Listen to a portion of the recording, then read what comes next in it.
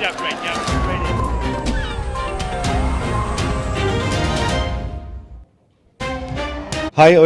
Hei og velkommen til en ny sending her på Dagbladet TV med siste nytt i saken rundt Donald Trump. For noen få minutter siden så ble varselet som kom via en i amerikansk etterretning kjent, og vi skal komme tilbake til innholdet i det varselet om noen få minutter. Men før det så skal vi oppsummere hva som har skjedd i saken så langt. For det har stormet rundt den amerikanske presidenten i det siste, og det har eskalert voldsomt de siste dagene. Det kan ende med at presidenten i USA blir stilt for riksrett. Det skjer dersom demokratene får det som de vil. På tirsdag kveld så gikk deres leder Nancy Pelosi ut og sa at de ønsket nettopp dette, og vi har oppsummert det med følgende reportasje. En telefonsamtale mellom Donald Trump og Ukrainas president Zelensky kan potensielt få store konsekvenser. Telefonsamtalen fant sted 25. juli i år. Grunnen til at akkurat denne samtalen nå får enorm oppmerksomhet, er at Trump i samtalen skal oppfordre Ukraina til å etterforske tidligere visepresident Joe Biden sin sønn, Hunter Biden. Here's what I know. I know Trump deserves to be investigated. He is violating every basic norm of a president. Og hvorfor i all verden skulle Trump gjøre det, lurer du kanskje på. Vel, i 2014 ble Hunter Biden valgt inn i et ukrainsk gasselskap som heter Burisma Holdings. Dette selskapet ble senere anklaget for korrupsjon. Anklagene mot Trump går ut på at han truet Zelensky med å stanse amerikansk hjelp til Ukraina dersom han ikke etterforsket Biden-familien. This appears to be an overwhelming abuse of power to get on the phone with a foreign leader who is looking for help from the United States and ask about me. Amerikanske medier meldte nemlig at Trump få dager før samtalen ba om at rundt 3,6 milliarder kroner i militærhjelp til Ukraina skulle fryses. Disse opplysningene kommer fra ikke-navngitte kilder. Saken blir selvsagt ekstra prekær av at Joe Biden er favoritt til å bli demokratisk presidentkandidat, og dermed Trump sin største utfordrer for valget i 2021. Selv avviser Trump de her anklagene. I did not make a statement that you have to do this or I'm not going to give you aid. I wouldn't do that. Onsdag offentliggjorde han samtalen mellom seg selv og Zelensky. Av samtalen kommer det tydelig frem at Trump gjentatte ganger spurt om Joe Biden og sønnen hans. Torsdag ventes det at også varselet mot Trump, levert av en ansatt i den amerikanske etterretningstjenesten, offentliggjøres. Nå er i tillegg demokratenes leder i representantenes hus, Nancy Pelosi, villig til å være med på å stille Trump for riksrett. The president must be held accountable. No one is above the law.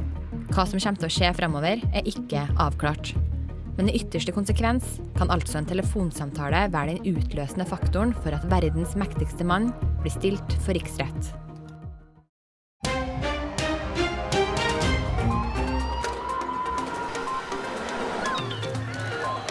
Yeah, great. Yeah, great.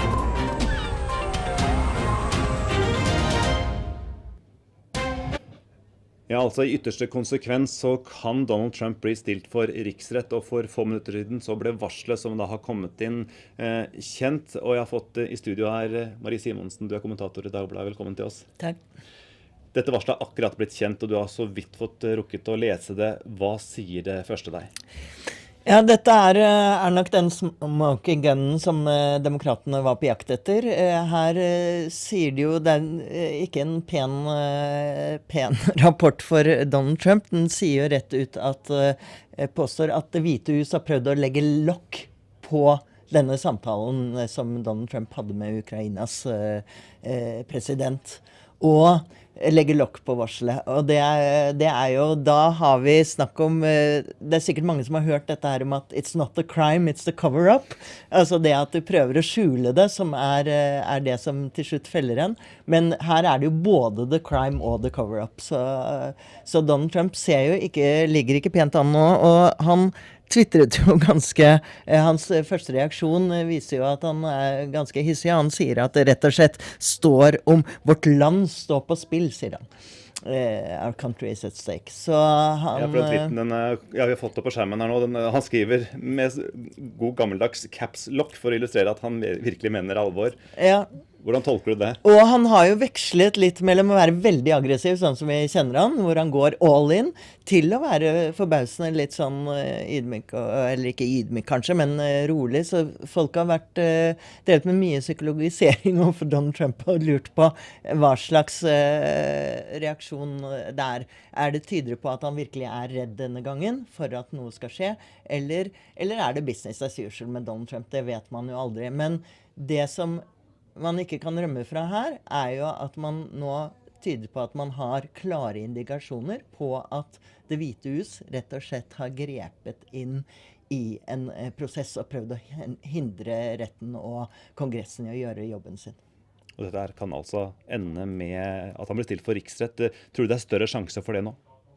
Det er jo en lang prosess, men jeg tror at Nancy Pelosi etter å ha sett dette her, var glad for at hun gikk ut i går og sa at hun ville starte riksrettsprosessen. Så er det jo sånn at man skal gjennom granskinger og høringer og flere ting, og så skal man stemme over det før det kommer til senatet.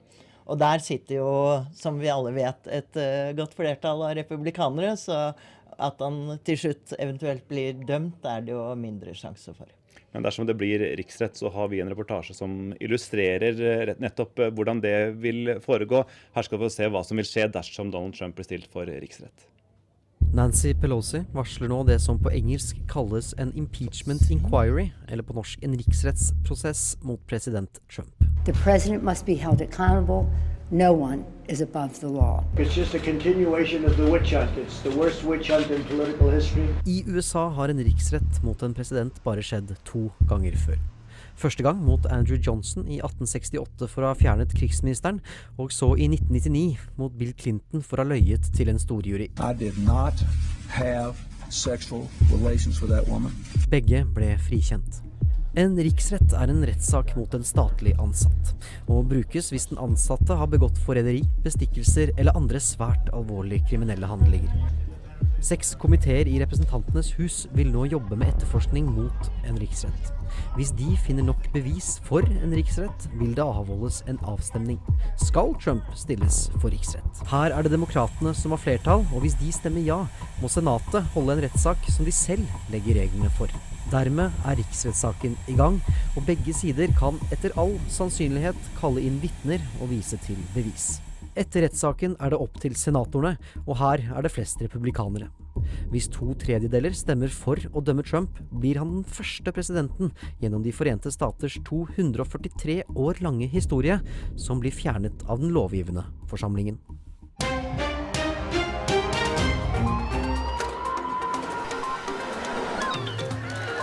Watch out, right now. Right in.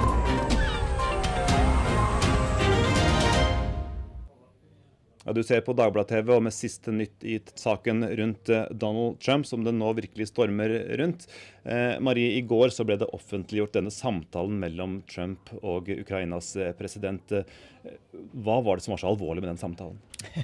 Ja, hva var ikke alvorlig, holdt på å si. Det var jo nesten verre enn det ble fremstilt som. Du trodde jo ikke dine egne øyne når du leste transkripten. Så det var jo... Altså Donald Trump har, man må jo trekke noen connected dots som man sier, og trekke noen linjer, men her er det jo kommet klart frem at han ber rett og slett Zelensky, den nyvalgte presidenten i Ukraina, om å finne dirt på, altså skitt på Joe Biden gjennom å ramme sønnen hans, Hunter Biden. Og han legger jo samtidig også elegant press på Ukraina ved å holde tilbake en diger militær hjelpepakke, altså mange $milliarder, milliardkroner, som han holder tilbake og sier nærmest at hvis du gir meg det, så skal dere få pengene. Og ganske riktig så fikk de jo pengene kort tid etterpå. Så det man spør seg er jo om Zelensky har levert varene eller ikke. Og vi har sett litt nærmere på akkurat denne samtalen, og her har dere en reportasje som oppsummerer akkurat den. Referatet fra president Donald Trumps telefonsamtale med Ukrainas president Volodymyr Zelensky er nå offentliggjort. Etter at Trump har gratulert Zelensky med valgseieren, avslører han at han trenger hjelp. Det er fint om du kan gjøre oss en tjeneste, fordi landet vårt har vært gjennom mye, og Ukraina vet en hel del om det. På det svarer Zelensky: For meg som president det veldig viktig at vi åpner for all form for fremtidig samarbeid. Litt lenger ute i samtalen skifter Trump fokus. En ting til. Det mye snakk om Joe Bidens sønn. At Biden stoppet tiltalen, og at det mange mennesker som ønsker å finne ut av hva som har skjedd. Det vil være kjempebra om du kan få til noe sammen med regjeringsadvokaten, uansett hva. Biden gikk rundt og skrøyt av at tiltalen ble stoppet, så om du kan se på det. Det høres helt forferdelig ut. Han påpeker også at Ukraina har en lys fremtid i møte. Jeg tror økonomien deres kommer til å gå bedre og bedre.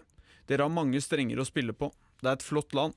Jeg har mange ukrainske venner, og de fantastiske mennesker, sier Trump.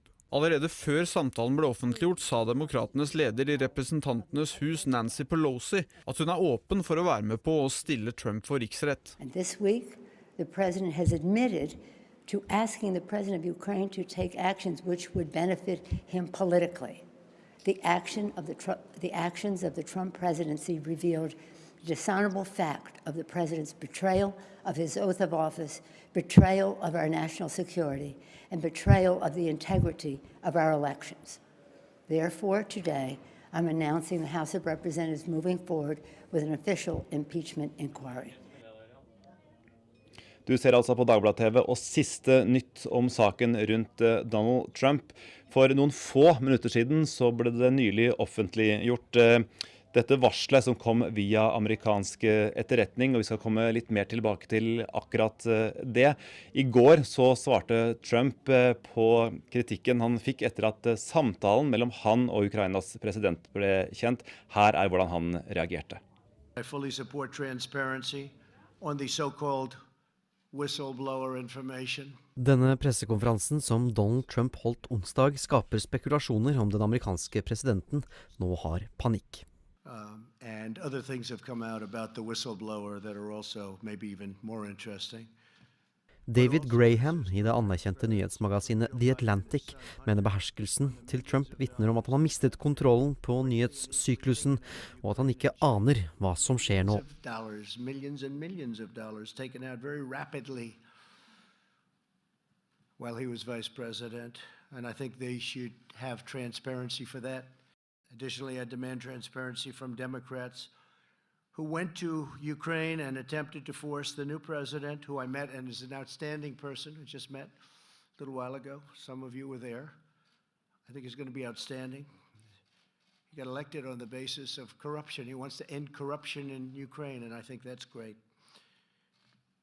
But they went there and they wanted to force the new president to do things that they wanted under the form of political threat.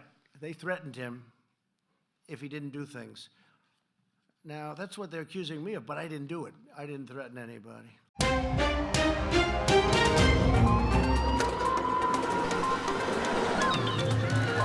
Worked out great, yeah, ready.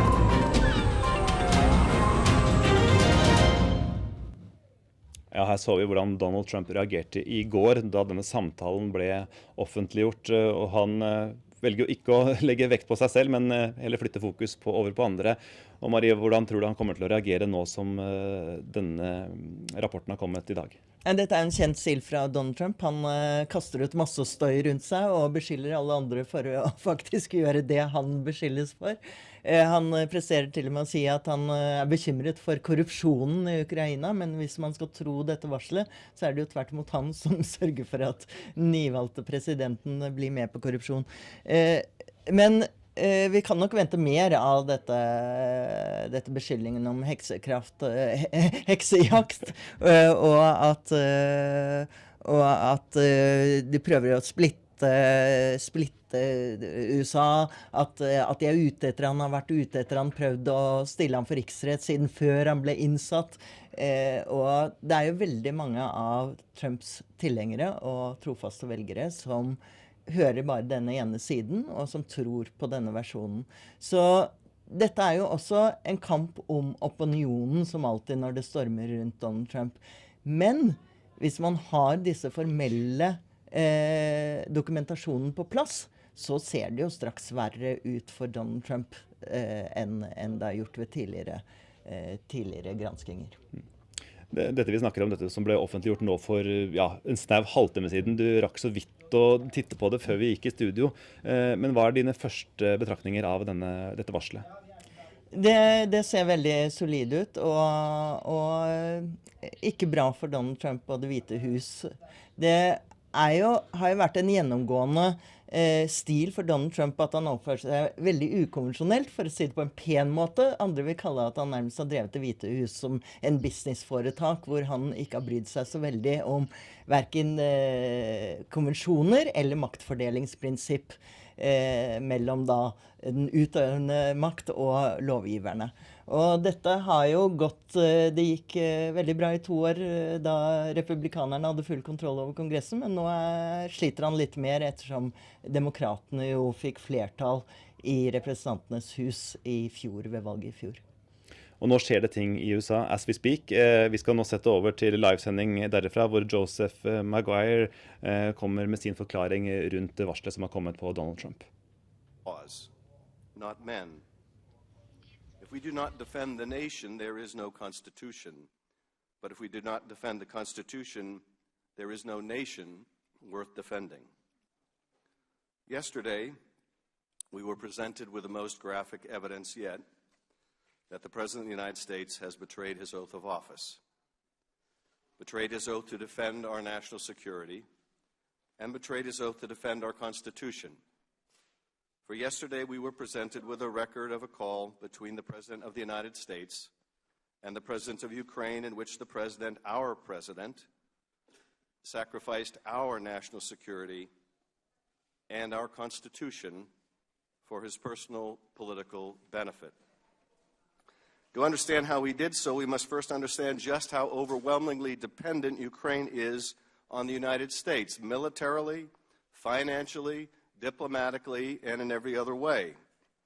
And not just on the United States, but on the person of the President.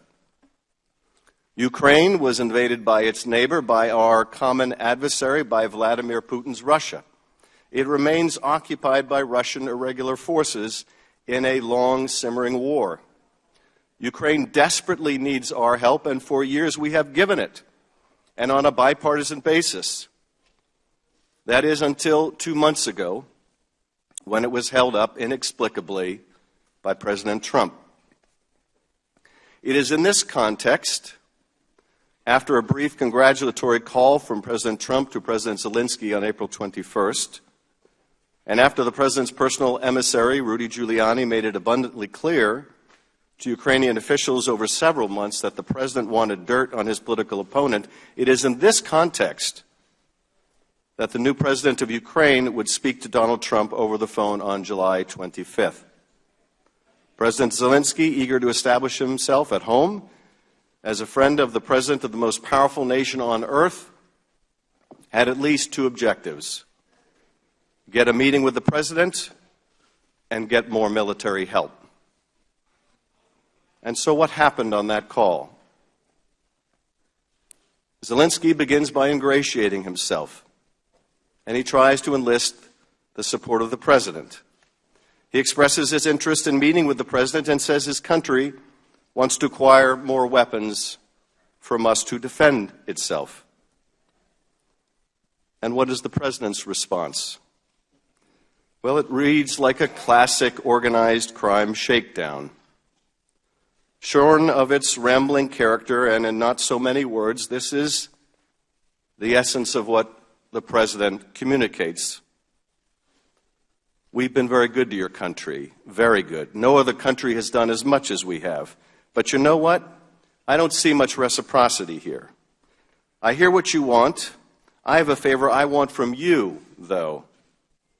And I'm going to say this only 7 times, so you better listen good. I want you to make up dirt on my political opponent, understand lots of it, on this and on that. I'm going to put you in touch with people, and not just any people. I'm going to put you in touch with Attorney General of the United States, my Attorney General, Bill Barr.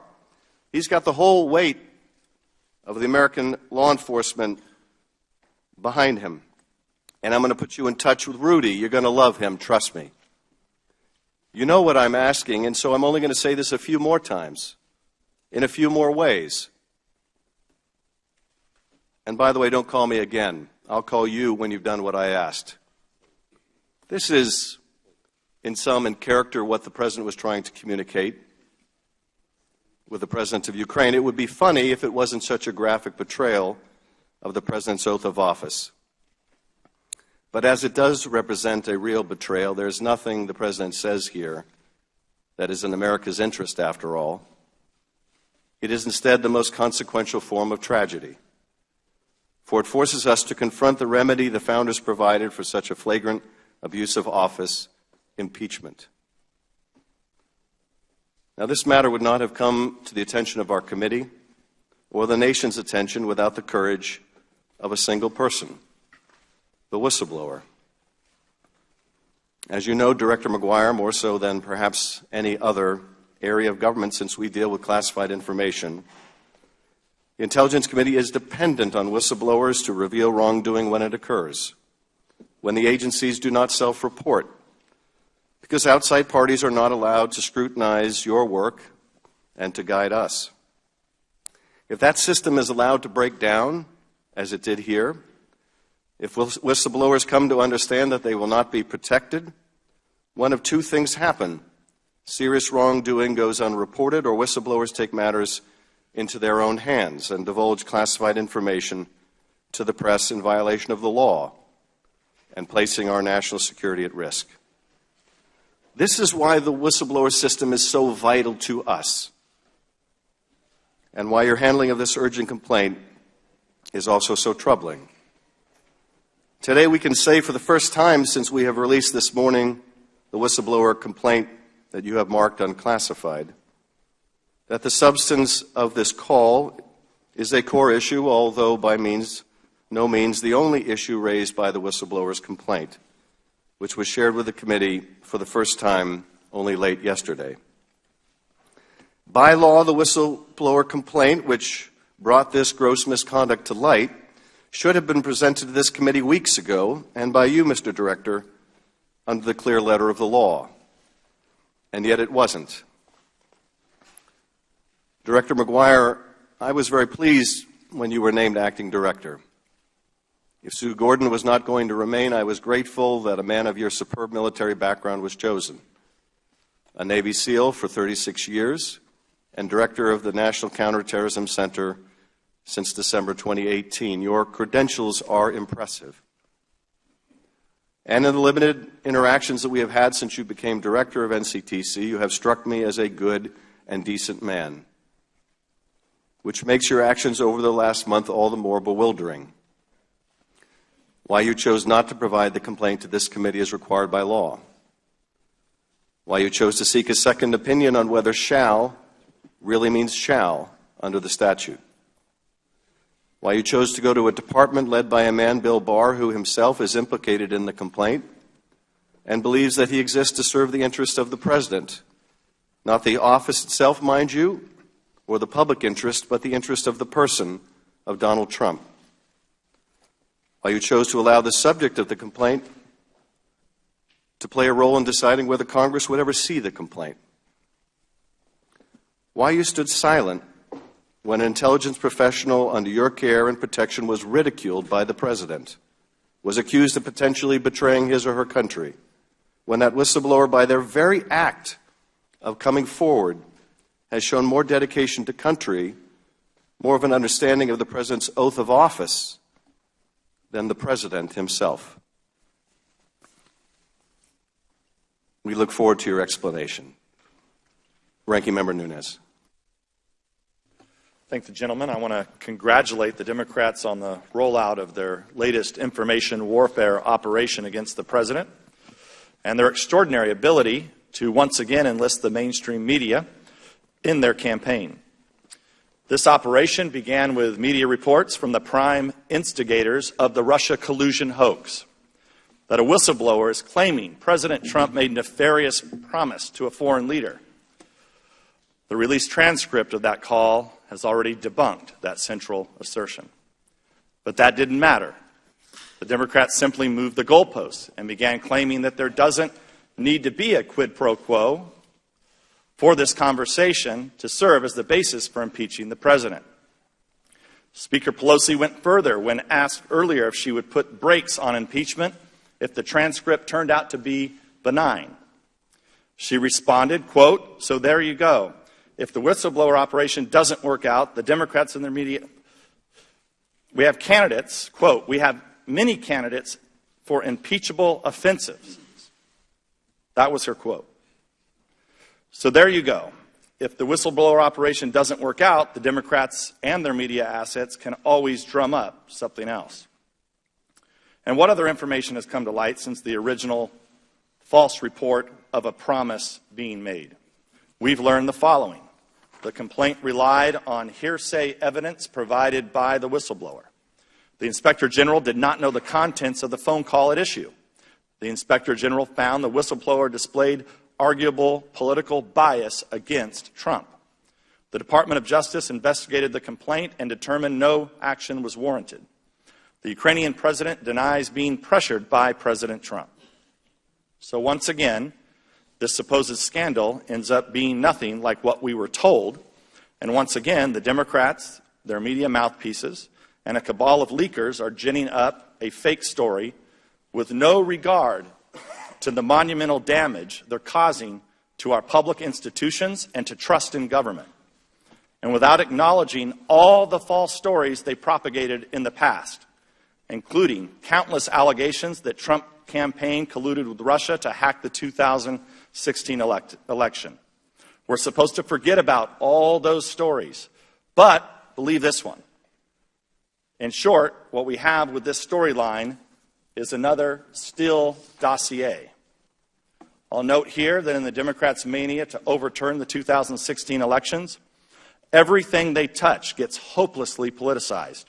With the Russia hoax, it was our intelligence agencies which were turned into a political weapon to attack the president. And now today, the whistleblower process is the casualty. Until about a week ago, the need to protect that process was a primary bipartisan concern of this committee. But if the Democrats were really concerned with defending that process, they would have pursued this matter with a quiet, sober inquiry, as we do for all whistleblowers. But that would have been useless for them. They don't want answers. They want a public spectacle. And so we've been treated to an unending parade of press releases, press conferences, and fake news stories. This hearing itself is another example. Whistleblower inquiries should not be held in public at all. As our Senate counterparts, both Democrats and Republicans, obviously understand, their hearing with Mr. McGuire is behind closed doors. But again, that only makes sense when your goal is to get information, not to create a media frenzy.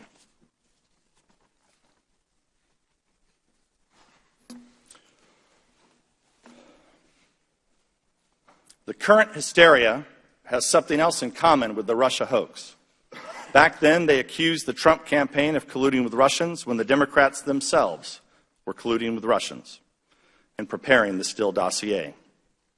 Today, they accuse the president of pressuring Ukrainians to take actions that would help himself or hurt his political opponents. And yet there are numerous examples of Democrats doing the exact same thing. Joe Biden bragged that he extorted the Ukrainians into firing a prosecutor who happened to be investigating Biden's own son. 3 Democratic senators wrote a letter pressuring the Ukrainian general prosecutor to reopen the investigation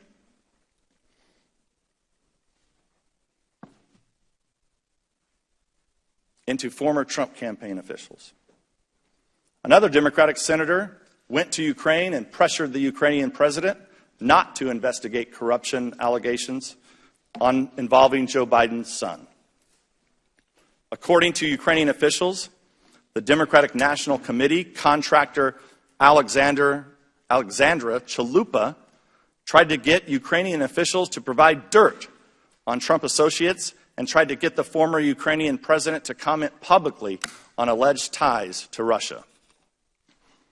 Ukrainian official Sergei Leshchenko was a source for Nellie Orr, wife of Department of Justice official Bruce Orr, as she worked on the anti-Trump operation conducted by Fusion GPS and funded by the Democrats.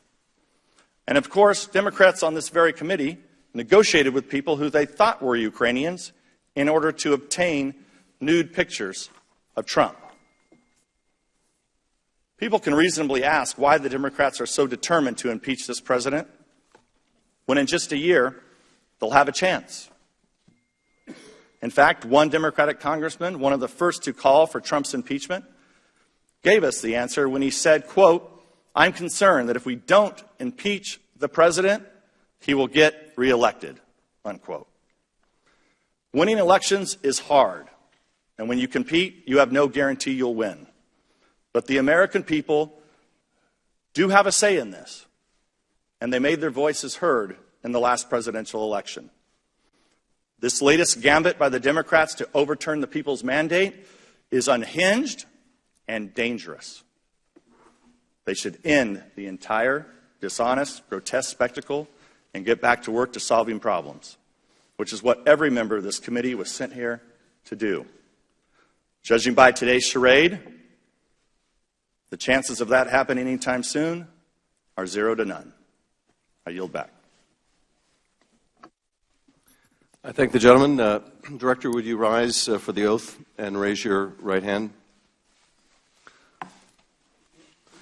Do you solemnly swear or affirm that the testimony you will give today shall be the truth, the whole truth, and nothing but the truth, so help you God? Thank you. You may be seated. The record will reflect that the witness has been duly sworn.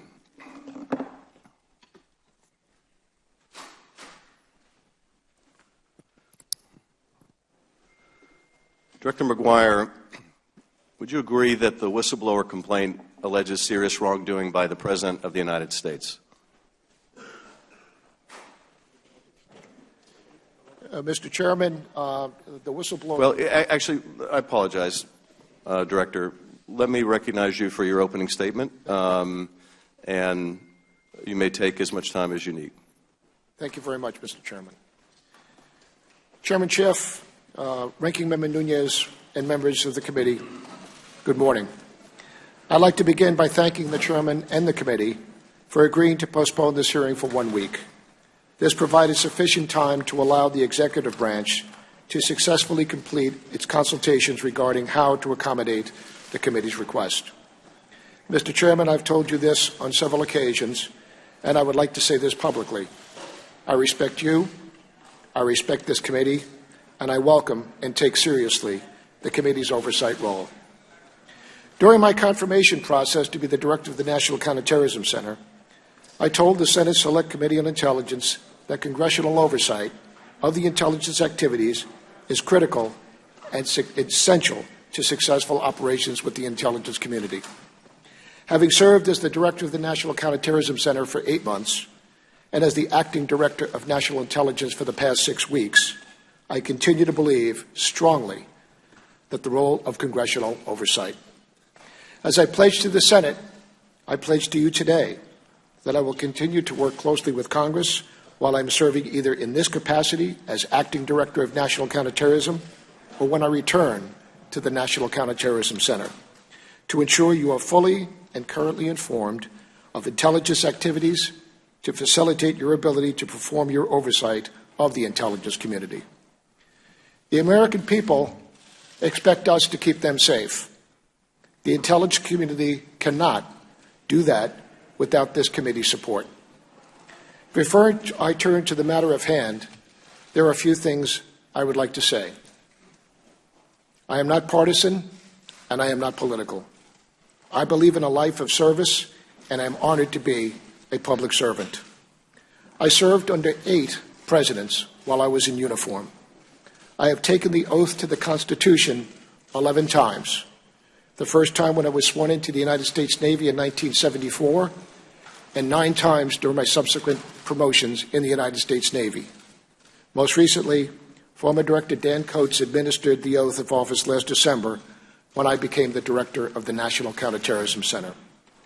I agree with you. The oath is sacred. It's the foundation of our Constitution. The oath to me means not only that I swear true faith and allegiance to that sacred document, but more importantly, I view it as a covenant I have with my workforce that I lead and every American, that I will well and faithfully discharge the duties of my office. I come from a long line of public servants who have stepped forward even in the most difficult times and austere times to support and defend our country. When I took my uniform off in July of 2010, it was the first time in 70 years that an immediate member of my family was not wearing the cloth of the nation. As a Naval Special Warfare Officer, I had the honor of commanding at every level in the SEAL community. It was at times very demanding, but the rewards of serving in America's Special Operations community more than make up for the demands. After my retirement, I was fortunate to work for a great private sector firm. I left the business world after 3 years to lead a nonprofit charity. Some question why I would leave a promising business career to run a charity. The answer was quite simple. It was another opportunity to serve. I led a foundation dedicated to honoring the sacrifice of our fallen and severely wounded special operators. The foundation I led enabled hundreds of children of our fallen to attend college. It was extremely meaningful and rewarding. In the winter of 2018, I was asked by former Director Dan Coates to return to government service to lead the National Counterterrorism Center. This request was totally unexpected and was not a position I sought. But then again, it was another opportunity to serve my country. In particular, I knew that many of the young sailors and junior officers that I had trained 20 years earlier were now senior combat veterans, deploying and still sacrificing. I decided if they could continue to serve, returning to government service was the very least I could do. And now, here I am, sitting before you as the Acting Director of National Intelligence. With last month's departure of Dan Coates and Sue Gordon, two exceptional leaders and friends, I was asked to step into their very big shoes and lead the intelligence community until the President nominates and the Senate confirms the next Director of National Intelligence. I accepted this responsibility because I love this country. I have a deep and profound respect for the men and women of our intelligence community and the mission we execute every day on behalf of the American people. Throughout my career, I have served and led through turbulent times. I have governed every action by the following criteria. It must be legal, it must be moral, and it must be ethical. No one can take an individual's integrity away. It can only be given away. If every action meets those criteria, you will always be a person of integrity. In my nearly 4 decades of public service, my integrity has never been questioned until now.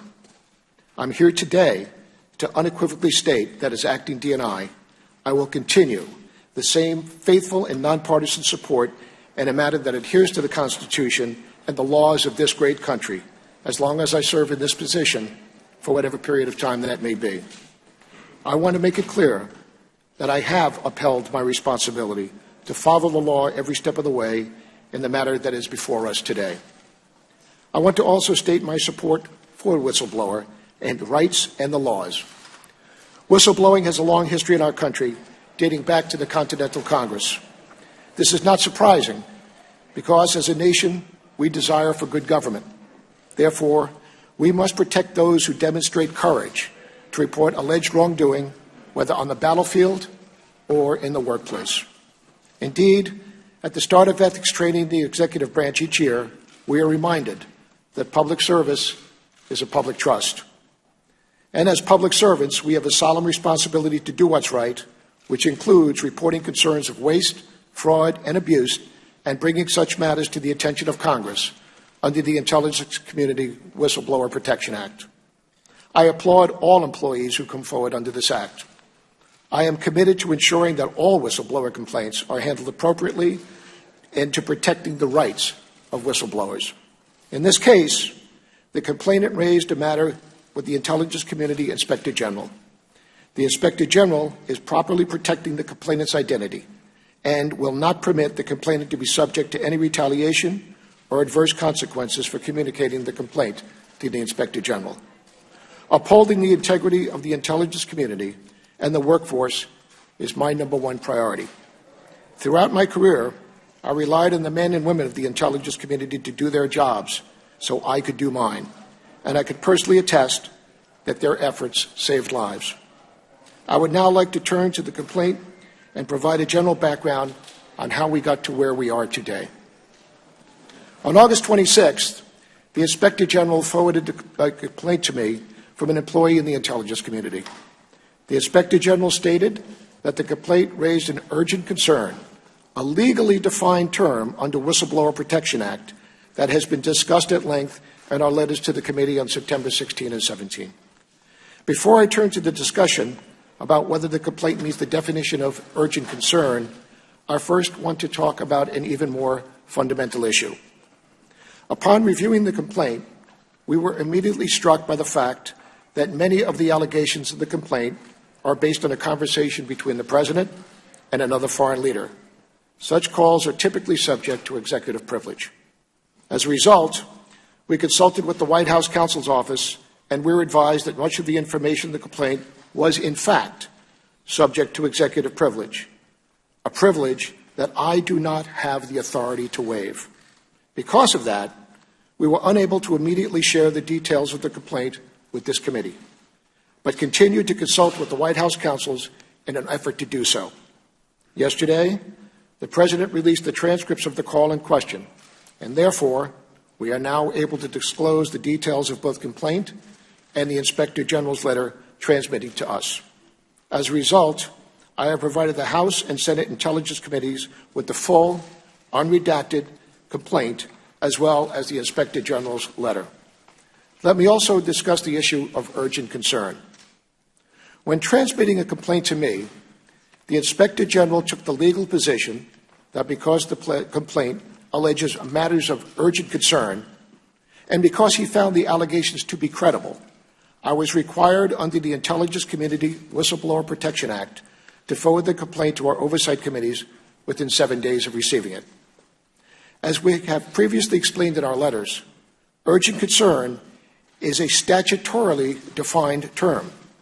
To be an urgent concern, the allegations must, in addition to being classified, assert a flagrant, serious problem, abuse, or violation of law, and relate to the funding, administration, or operation of an intelligent activity within the responsibility of the Director of National Intelligence.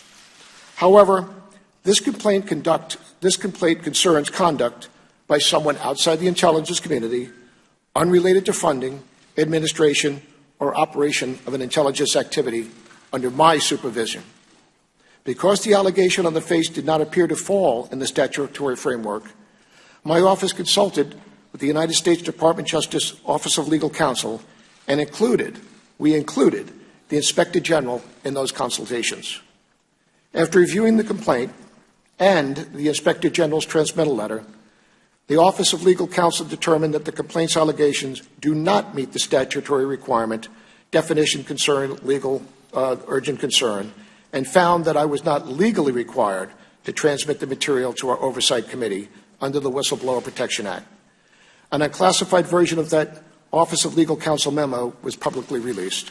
As you know, for those of us in the executive branch, Office of Legal Counsel opinions are binding on all of us. In particular, the Office of Legal Counsel opinion states that the President is not a member of the intelligence community, and the communication with the foreign leader involved no intelligence operation or activity aimed at collecting or analyzing foreign intelligence. While this OLC opinion did not require transmission of the complaint to the committees, it did leave me with the discretion to forward the complaint to the committee. However, given the executive privilege issues I discussed, neither the Inspector General nor I were able to share the details of the complaint at the time. When the Inspector General informed me that he still intended to notify the committees of the existence of the complaint, Mr. Chairman, I supported that decision to ensure the committees were kept as informed as possible of this process move forward. I want to raise a few other points about the situation we find ourselves in. First, I want to stress that I believe that the whistleblower and the Inspector General have acted in good faith throughout. I have every reason to believe that they have done everything by the book and followed the law, respecting the privileged nature of the information and patiently waiting while the executive privilege issues were resolved. Wherever possible, we have worked in partnership with the Inspector General on this matter. While we have differing opinions on the issue whether or not it is urgent concern, I strongly believe in the role of the Inspector General.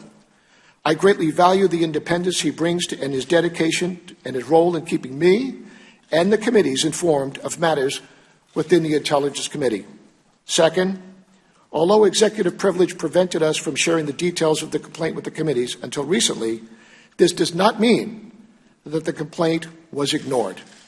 The Inspector General, in consultation with my office, referred this matter to the Department of Justice for investigation.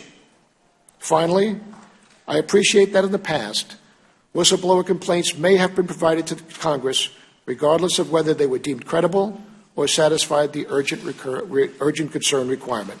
However, I am not familiar with any prior instances where a whistleblower complaint touched on such complicated and sensitive issues, including executive privilege. I believe that this matter is unprecedented. I also believe that I handle this matter in full compliance with the law at all times, and I am committed to doing so, sir. I appreciate the committee providing me this opportunity to discuss this matter and the ongoing commitment to work with the Congress on your important oversight role. Thank you very much, sir. Thank you, Director. Would you agree that the whistleblower complaint alleges serious wrongdoing by the President of the United States?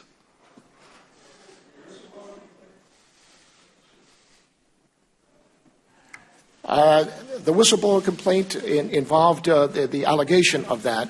It is not for me in the intelligence community to decide how the President conducts his foreign policy or his interaction with leaders of other countries, sir. Well, I'm not asking you to opine on how the President conducts foreign policy. I'm asking you whether, as the statute requires, this complaint involved serious wrongdoing, in this case by the President of the United States, an allegation of serious wrongdoing by the President of the United States. Is that not the subject of this complaint? Yes, that is the subject of the allegation of the complaint. And two things, Mr. Chairman. And let me ask you about that. The Inspector General found that serious allegation of misconduct by the President credible. Did you also find that credible? I did not criticize the Inspector General's decision on whether or not it was credible. My question was whether or not it meets the urgent concern and the 7-day time frame that would follow once I was notified. My question, so Director. I have no question in his judgment that he considers it a serious matter. Well, the issue that I dealt with. And you would concur, would you not, Director, that this complaint alleging serious wrongdoing by the President was credible? It's not for me to judge, sir. It is for you to judge, apparently. I mean, I agree it's not for you to judge. You shall provide it to Congress. But indeed, you did judge whether this complaint should be provided to Congress. Can we at least agree that the Inspector General made a sound conclusion that this whistleblower complaint was credible? That is correct. That is in the cover letter that's been provided to the committee. I believe that's also made public, the decision and the recommendation by the Inspector General that, in fact, the allegation was credible. Can we also agree that it was urgent that if the President of the United States was withholding military aid to an ally, even as you received the complaint, and was doing so for a nefarious reason, that is, to exercise leverage over the President of Ukraine to dig up manufactured dirt on his opponent, can we agree that it was urgent while that aid was being withheld? There are two things. I'm talking about the common understanding of what urgent means, because Inspector General said this was urgent, not only in the statutory meaning, this was urgent as everyone understands that term. Can we agree that it was urgent? It was urgent and important, but my job as the Director of National Intelligence was to comply with the Whistleblower Protection Act and adhere to the definition of urgent concern, which is a legal term. And to adhere to the meaning of the term shall. Yes, sir. In this case, you sought a second opinion on whether shall really means shall by going to the White House. No, sir. There were two things. as I said in my statement. One, it appeared that it also had matters of executive privilege. I am not authorized as the Director of National Intelligence to waive executive privilege. And at any time over the last month that you held this complaint, did the White House assert executive privilege? Mr. Chairman, I have endeavored. I think that's a yes or no question. Did they ever assert executive privilege? They were working through the executive privilege procedures and deciding whether or not to exert executive privilege. And so they never exerted executive privilege. Is that the answer? Mr. Chairman, if they did, we would not have released the letters yesterday and all the information that has been forthcoming. Now, the first place you went was to the White House. Am I to understand that from your opening statement? It wasn't to the Department of Justice. The first place you went for a second opinion was to the White House? I did not go for a second opinion. The question was, is the information contained here subject to executive privilege, not whether or not it met urgent concern. And so the first place you went for advice as to whether you should provide the complaint as the statute requires to Congress was the White House. I am not authorized as the Director of National Intelligence to provide executive privileged information. I think it is prudent as a member of the executive branch to check to ensure that, in fact, it does not. I'm just asking about the sequencing here. Did you first go to the White House to determine whether you should provide a complaint to Congress? No, sir. That was not the question. The question was whether or not it has executive privilege, not whether or not I should send it on to Congress. Okay. Is the first party you went to outside of your office to seek advice, counsel, direction, the White House?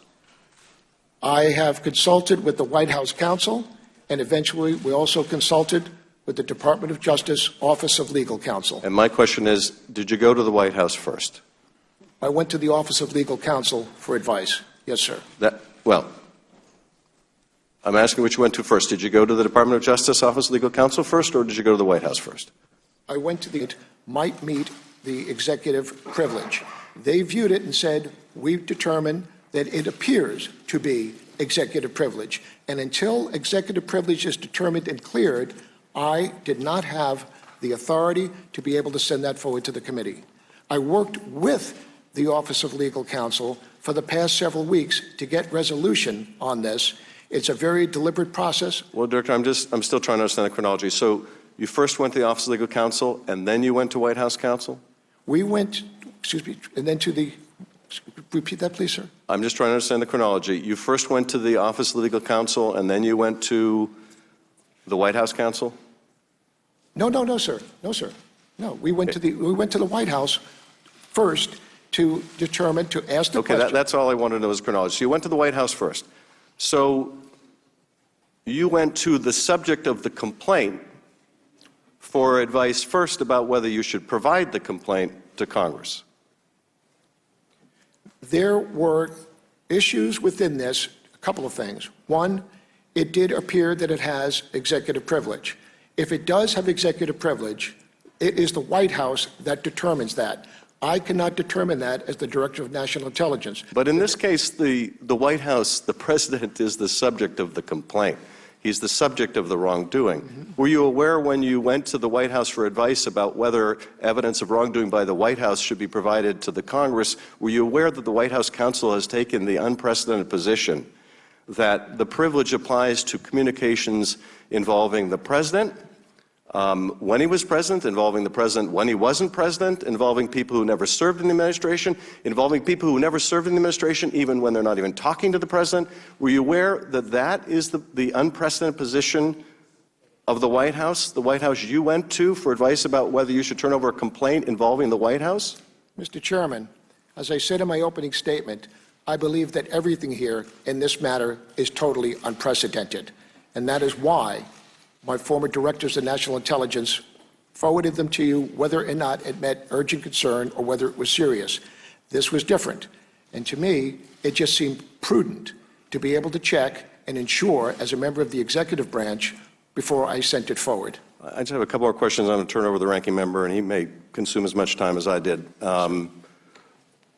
The second place you went to was the Justice Department, and you went to that department headed by a man, Bill Barr, who was also implicated in the complaint. And you knew that when you went to the Department of Justice for an opinion, correct? That Bill Barr was mentioned in the complaint? Mr. Chairman, I went to the Office of Legal Counsel in consultation with the ICIG. He was a part of that to receive whether or not this met the criteria. Yes, but that ICIG vehemently disagreed with the opinion of the Bill Barr Justice Department, did he not? He still considered it a matter of urgent concern. However, as you know, opinions from Department of Justice, Office of Legal Counsel are binding on all of us in the executive branch. Well, let me ask you this. Do you think it's appropriate that you go to a department run by someone who's the subject of the complaint to get advice, or who is a subject of the complaint or implicated in the complaint, for advice as to whether you should provide that complaint to Congress? Did that conflict of interest concern you? Mr. Chairman, when I saw this report and complaint, immediately I knew that this was a serious matter. It came to me, and I just thought it would be prudent to ensure. I'm just asking if the conflict of interest concerned you. Well, sir, I have to work with what I've got, and that is the Office of Legal Counsel within the executive branch. What you also had was a statute that says shall, and even then you said you had the discretion to provide it, but did not. Because it did not meet the matter of urgent concern that took away the 7-day timeline, I have endeavored to work with the Office of Legal Counsel in order to get the material to you, which you have provided to you yesterday. Now, I have to tell you, Chairman, it is not perhaps at the timeline that I would have desired, or you, but the Office of Legal Counsel has to make sure they make prudent decisions. And yesterday, when the President released the transcripts of his call with the President of the Ukraine, then they could no longer, executive privilege no longer applied, and that is when I was free to be able to send the complaint to the committee.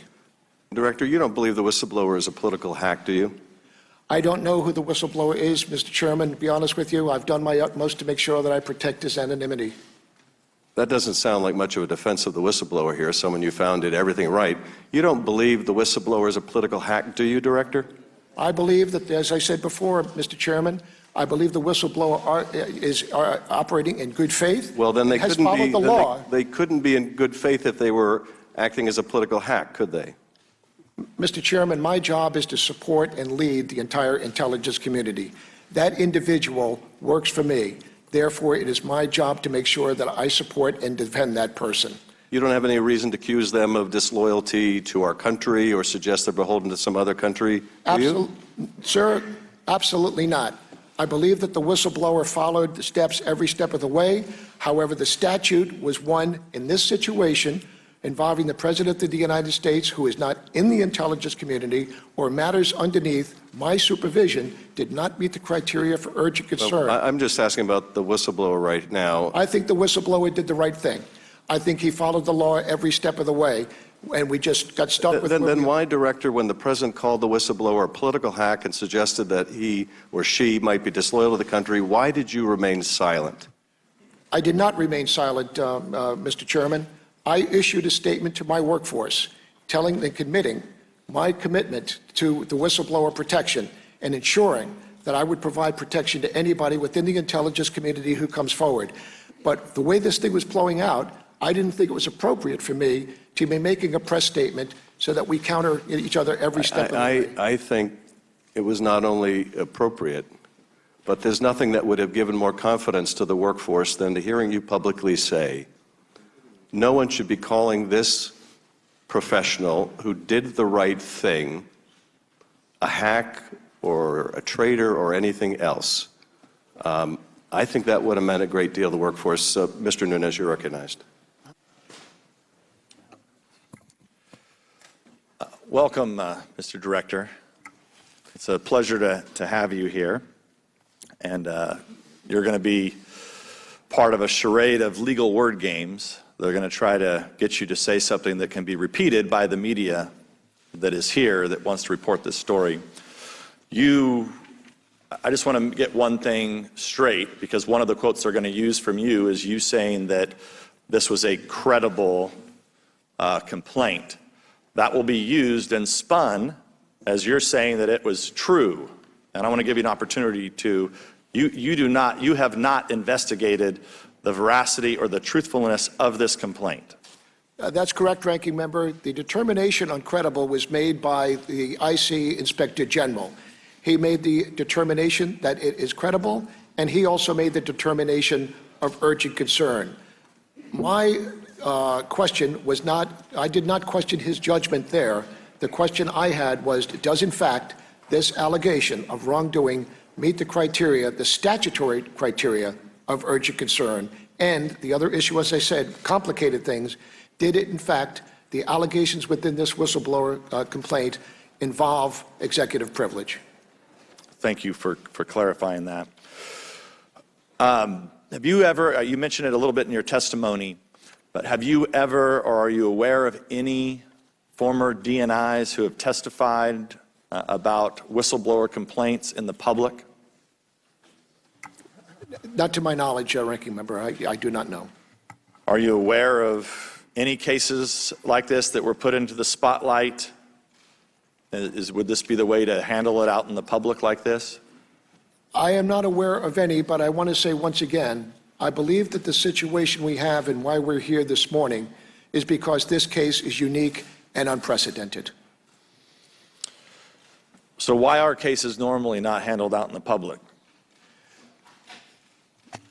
All the other cases that came before either this committee or the Senate committee, whether or not they met the criteria of urgent concern, were forwarded because they involved members of the intelligence community who were in fact in organizations underneath the DNI's authority and responsibility.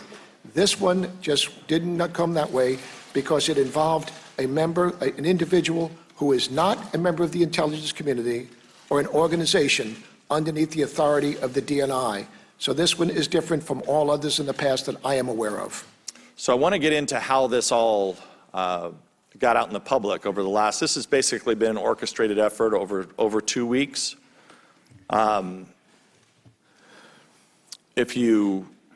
We were first told about it, I don't know, a week and a half ago, and we were told very specifically that the whistleblower did not want to get any of this information out. They didn't want it to leak out. So there were only a few potential groups of people that would have known about this complaint.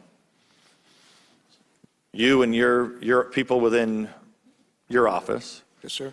The people within the Inspector General's office, and the whistleblower and whoever that whistleblower gave this information to.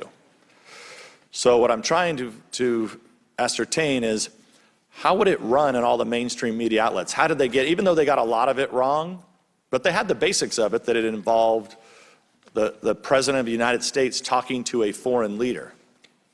So did anybody, you or anybody in your office, leak this to the Washington Post or NBC News? Ranking Member, I lead the intelligence community. We know how to keep a secret. As far as how that got into the press, I really do not know, sir. I just know that it's all over the place, and as you said, it's been reported by different media for the past several weeks. Where they get their information from, I don't know. So but it was not from the intelligence community, from me, or from my office. Thank you, Director. So this is not the first time this has happened to this president. That happened with a call between the Mexican president, the Australian prime minister. So it's happened twice before that pieces of transcripts leaked out. And of course, this time it was leaked out again, and the president, thankfully, he was able to put this out because of the actions of of the situation, as you said, that's unprecedented. Is it normal for the President of the United States to have their conversations leak out? This is the third time. I would have to leave that to the White House to respond to that, their ranking member. But to me, the President of the United States conversation with any other head of state, I would consider a privileged conversation. But clearly, I mean, those conversations are being captured by the intelligence agencies. So, not necessarily, sir. I mean, if the President of the well, I should say this: they're captured and then disseminated. They're captured and disseminated to the intelligence agencies. I have to be careful in this open hearing about, how I respond to that. The intelligence community and the National Security Agency, obviously, they collect things that are to protect. I just want to make sure, because are we just going to, foreign leaders, we might just have either the President of the United States not talk to foreign leaders, or we should just publish all the transcripts, because that's what's happening here. Ranking member. And somebody's leaking this, and it's likely coming from the agencies that you oversee. Ranking member, no, that's, sir. I mean, I'm not saying that you don't know, but we had the transcript with the Mexican president, the Australian prime minister, and now contents of a call with the Ukrainian president leak out. Ranking member, the allegation in the whistleblower complaint was that there were about 12 people who listened in on the conversation, members of the National Security Council and others. And then others were briefed from State Department as well of the transcripts, because if they have an area responsibility and a region responsibility, then they would be informed on the interaction.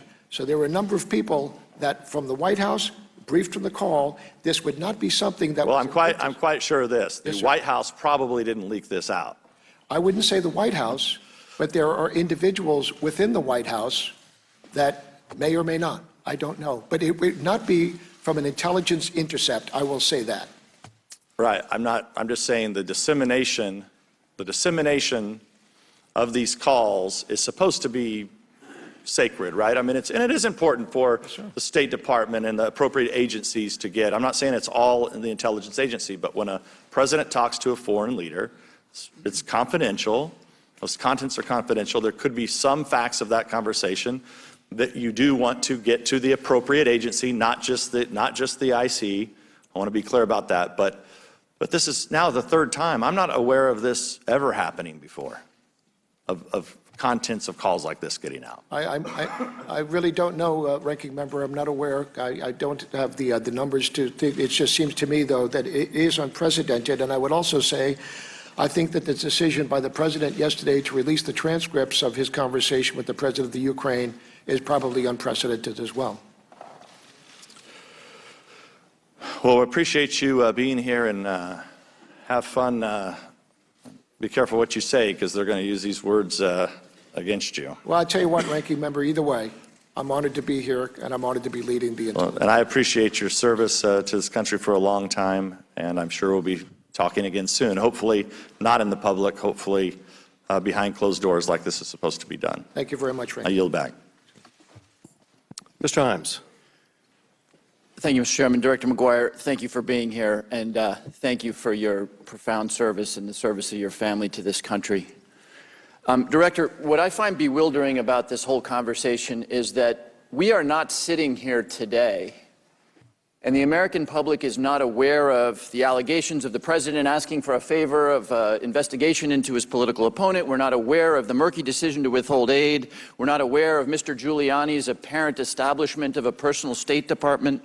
We are not aware of a possible retaliation against a U.S. ambassador. None of this happens but for the decision of your Inspector General, Michael Atkinson, a man who was appointed by President Trump and confirmed by a Republican Senate, to come to this committee 7 days after the complaint was required by law to be transmitted to us. It was his decision, personal decision, not the kaleidoscope of fantabulistic conspiracy theories the ranking member thinks is happening here, but it was the decision of Michael Atkinson, an appointee of this president, to come to this committee following not advice from you or any law, but following his own conscience. Without his decision to do this, none of this is happening, correct? I applaud Michael. I applaud Michael's the way he has done this. He has acted in good faith. He has followed the law every step of the way. The question is, Congressman, did it or did it not meet the legal definition? No, sir. I asked a very different question, which was without his decision. It's a simple question. Without his decision, none of this is happening. Is that correct? Well, we got to back up to the whistleblower as well. So okay, and I should have noted that the whistleblower also deserves the same accolades that Mr. Atkinson does. Director, were you ever advised by the White House not to provide this complaint to Congress for any reason? No, Congressman. Okay. And as I understand it, the opinion was that you were not obligated to convey, despite the very clear wording of the law, to convey the complaint to Congress. So the decision was taken to defy a subpoena of this Congress, the subpoena of September 17th, to turn over the complaint. Who made the decision to defy that subpoena of September 17th? Congressman, urgent concern. Sir, I'm asking a very simple question. Who made the decision to defy the congressional subpoena? Somebody said we will not abide by this subpoena, and I'd like to know who that somebody was. Congressman, nobody did. I endeavored, once we no longer had urgent concern with the 7-day timeline, to work to get the information to the committee. What I needed to do was to work through the executive privilege hurdles with the Office of Legal Counsel at the White House. Although this was the most important issue to me, the White House has got quite a few other issues that they were dealt with. I would have liked to have had, as I said to the chairman, that perhaps this moved a little faster than it did, but this is a very deliberate process, and finally, it came to a head yesterday. So when I received the information on the 26th of August, we had 7 days based on the Whistleblower Protection Act. All we did was lose those 7 days. It may have taken longer than we would have liked, or you would have liked, but you have the information. So sir, just so I'm focused on the subpoena. Yes, sir. The subpoena is on your desk. It's a subpoena of the Congress of the United States. It's pretty clear in what it asks for. You're saying that a decision was never taken not to comply with that subpoena, and yet somehow it wasn't complied with. I'm looking for the decision-making process to ignore a legal congressional subpoena. Congressman, I did not ignore. I dealt with the chairman of this committee and asked to have one more week to be able to do what I needed to do to get this information released. He was gracious enough, and this committee was also very supportive. It wasn't something that it was ready to go, but I was committed, fully committed to this committee and to the chairman to get that information, and I finally was able to provide that yesterday. Okay, thank you, Director. Director, did you or your office ever speak to the President of the United States about this complaint? Congressman, I'm the President's intelligence officer. I speak with him several times throughout the week. Sir, let me repeat my question. Did you ever speak to the President about this complaint? My conversations with the President, because I'm the Director of National Intelligence, are privileged, and it would be inappropriate for me, because it would destroy my relationship with the President in intelligence matters, to divulge any of my conversations with the President of the United States. But just so we can be clear for the record, you are not denying that you spoke to the President about this complaint? What I'm saying, Congressman, is that I will not divulge privileged conversations that I have as the Director of National Intelligence with the President. Has the White House instructed you to assert that privilege? No, sir. Okay. That's just a member of the executive branch, as a member of the National Security Council, and also the Homeland Committee.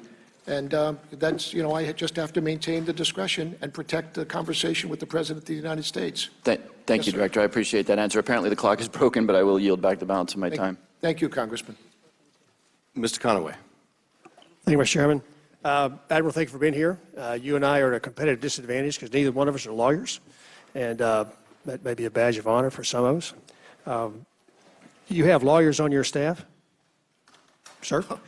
I do, Congressman. All right, and your lawyers have looked at this urgent concern definition thoroughly and have given you advice? Yes, Congressman.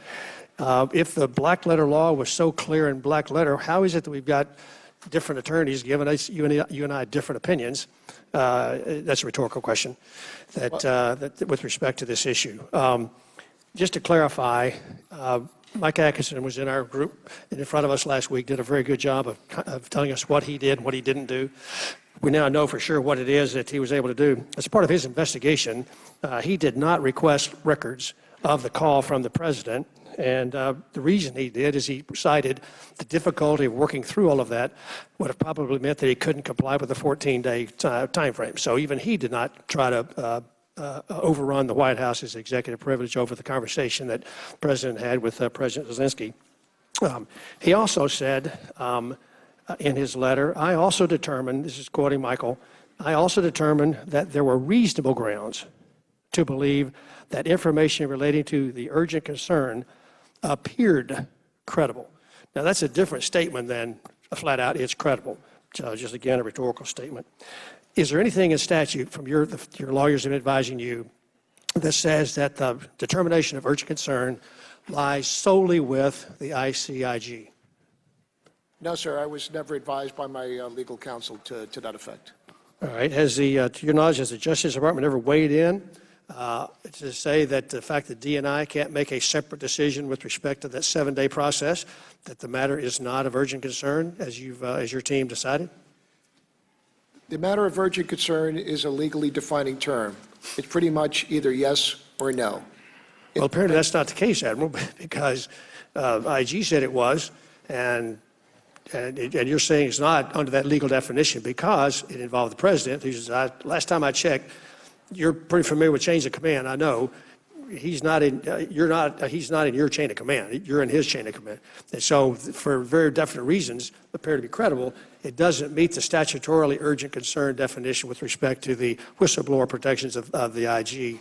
And your team made that call. The Inspector General made a different call. No, sir. My team did not make the decision.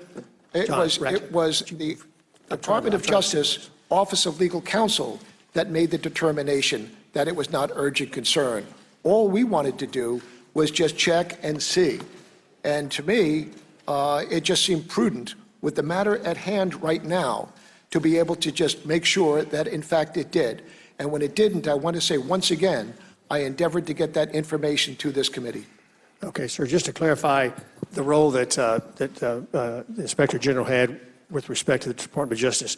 I heard you say that he was involved in the conversations, allowed to make his case, but also said you gave him the letter, gave the Justice Department the letter. What was his exact involvement in making his case to Justice Department to his decision? Was he actually there present physically, or his lawyers there? What was to the best of my knowledge, the ICIG's transmittal letter, as well as the complaint from the whistleblower, were forwarded to the Office of Legal Counsel for their determination. I believe that that is what they based their opinion on. Okay, so you don't think he had a personal... If I'm incorrect, I will come back to the committee and correct that, sir. Okay, appreciate that. You're in a tough spot. I appreciate your long storied history. I apologize if your integrity was insulted. That happens in this arena a lot, sometimes justified and most of the time not, and yours insult to your integrity was not justified in interest. The fact that we have differences of opinion, when we start losing those differences of opinion, we start to attack each other, call each other names and those kinds of things. And so my experience is when you've got a legal matter, I've got lawyers I pay, you've got lawyers you pay. I typically stick with the lawyers that I'm paying.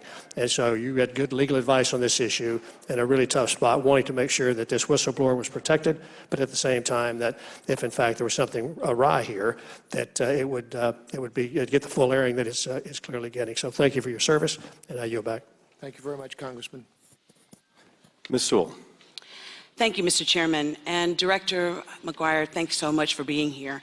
I want to turn to what I fear may be one of the most damaging long-term effects of this whistleblower episode, and that is the chilling effect that it will have on others in government who may witness misconduct, but now may be afraid to come forward to report it. Sir, I'm worried that government employees and contractors may see how important this situation has played out and decide it's not worth putting themselves on the line. The fact that a whistleblower followed all of the proper procedures to report misconduct and then the Department of Justice and the White House seems to have weighed in to keep the complaint hidden is problematic, sir. I want to know whether or not you see how problematic this will be and having a chilling effect on members of the IC that you are sworn to represent and ostensibly protect. Congresswoman, I think that's a fair assessment. I don't disagree with what you've said. I have endeavored to transmit to the intelligence community my support to whistleblowers, and I'm quite sure that for at least 2 hours this morning, there are not many people in the intelligence community who are doing anything that's productive besides watching this. Right, and so my concern, I think, is a valid one, that in fact, what has happened with this whistleblower episode will have a chilling effect. I just also want to ask you, have you given direction to this whistleblower that he can, in fact, or he or she can, in fact, come before Congress? Director, when the president called the whistleblower a political hack and suggested that he or she was potentially disloyal to the country, you remained silent. I'm not sure why, but I also think that that adds to the chilling effect. The statute seems pretty clear that everybody has a role to play. The process seems pretty clear. And part of it also includes you directing the whistleblower of his or her protected rights. Can you confirm that you've directed that whistleblower that he or she can come before Congress? Well, Congresswoman, there are several questions there. One, I do not know the identity of the whistleblower. Two, now that the complaint has come forward, we are working with his counsel in order to be able to provide them with security clearance. So, sir, I think it's pretty, my question is pretty simple. Can you assure this committee and the American public that the whistleblower is authorized to speak to the committee with the full protections of the Whistleblower Act?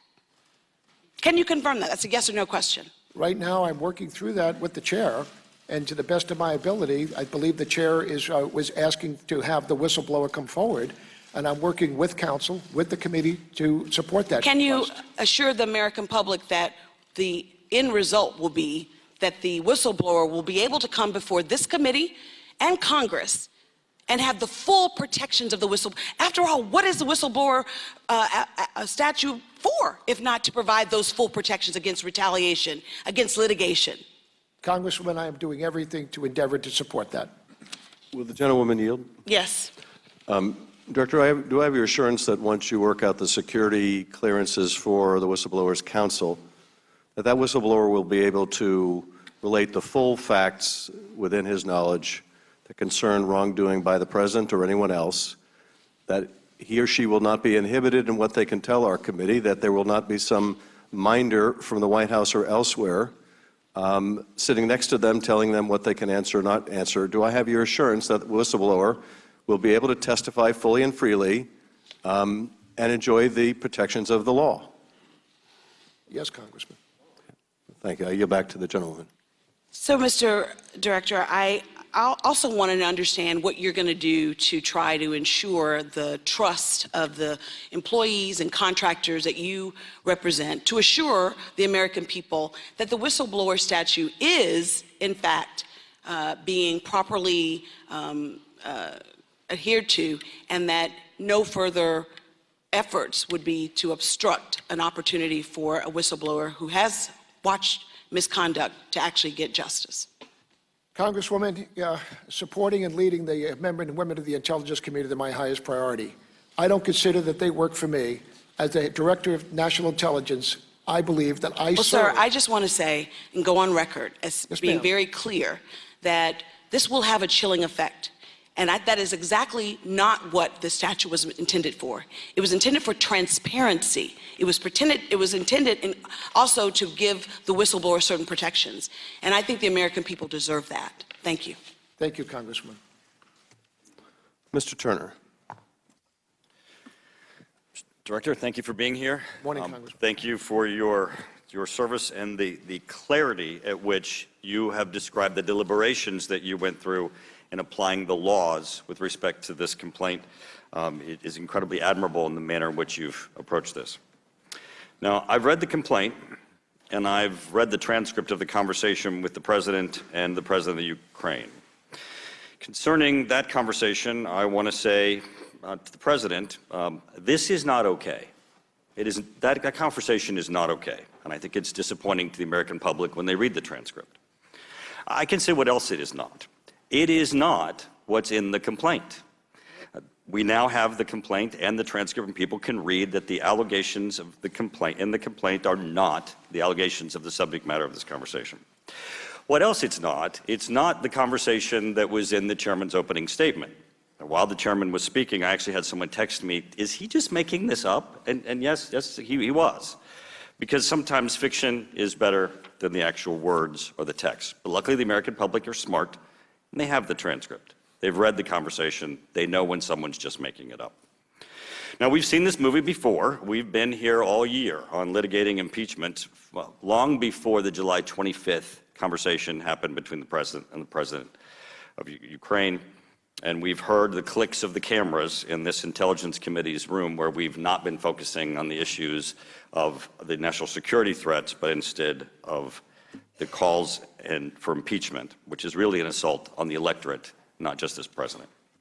Now, the complaint we now have, Mr. Director, is based on hearsay. The person who wrote it says, I talked to people and they told me these things. Now, the American public has the transcript and the complaint, so they have the ability to compare them. What's clear about the complaint is it's based on political issues, Mr. Director. He's alleging, or she is alleging, that the actions of the president were political in nature. Now, that's my concern about how this is applied to the whistleblower statute. The whistleblower statute is intended to be able to provide those in the intelligence community an opportunity to come to Congress when they're concerned about abuses of powers and laws. But it's about the intelligence community. It's about abuse of surveillance, about the abuse of the spy mechanisms that we have. This is about actually the product of surveillance. Someone had access to surveillance that related the president's conversations and has brought us forward to us. I'd like for you to turn for a moment and tell us your thoughts of the whistleblower process and the concerns as to why it has to be there so that the intelligence community can be held accountable and we can have oversight. Because it certainly wasn't there for oversight of the president. It was there for oversight for the intelligence community. So if you could describe your thoughts on that. And then I was very interested in your discussion on the issue of executive privilege, because there's been much made of the fact that the law says on the whistleblower statute that you shall. Clearly you have a conflict of laws when you have both the executive privilege issue and the issue of the word shall. So first, could you tell us the importance of the whistleblower statute with respect to accountability of the intelligence community? And our role of oversight there, and then your process, your effects of being stuck in the middle where you have these conflicts of laws, Mr. Director. Congressman, the Intelligence Community Whistleblower Protection Act is to apply to the intelligence community, and then it pertains to financial, administrative, or operational activities within the intelligence community under the oversight and responsibility of the Director of National Intelligence. It does not allow a member of the intelligence community to report any wrongdoing that comes from anywhere in the federal government. And so with that, I do believe that is about the Intelligence Whistleblower Protection Act was the best vehicle that the whistleblower had to use.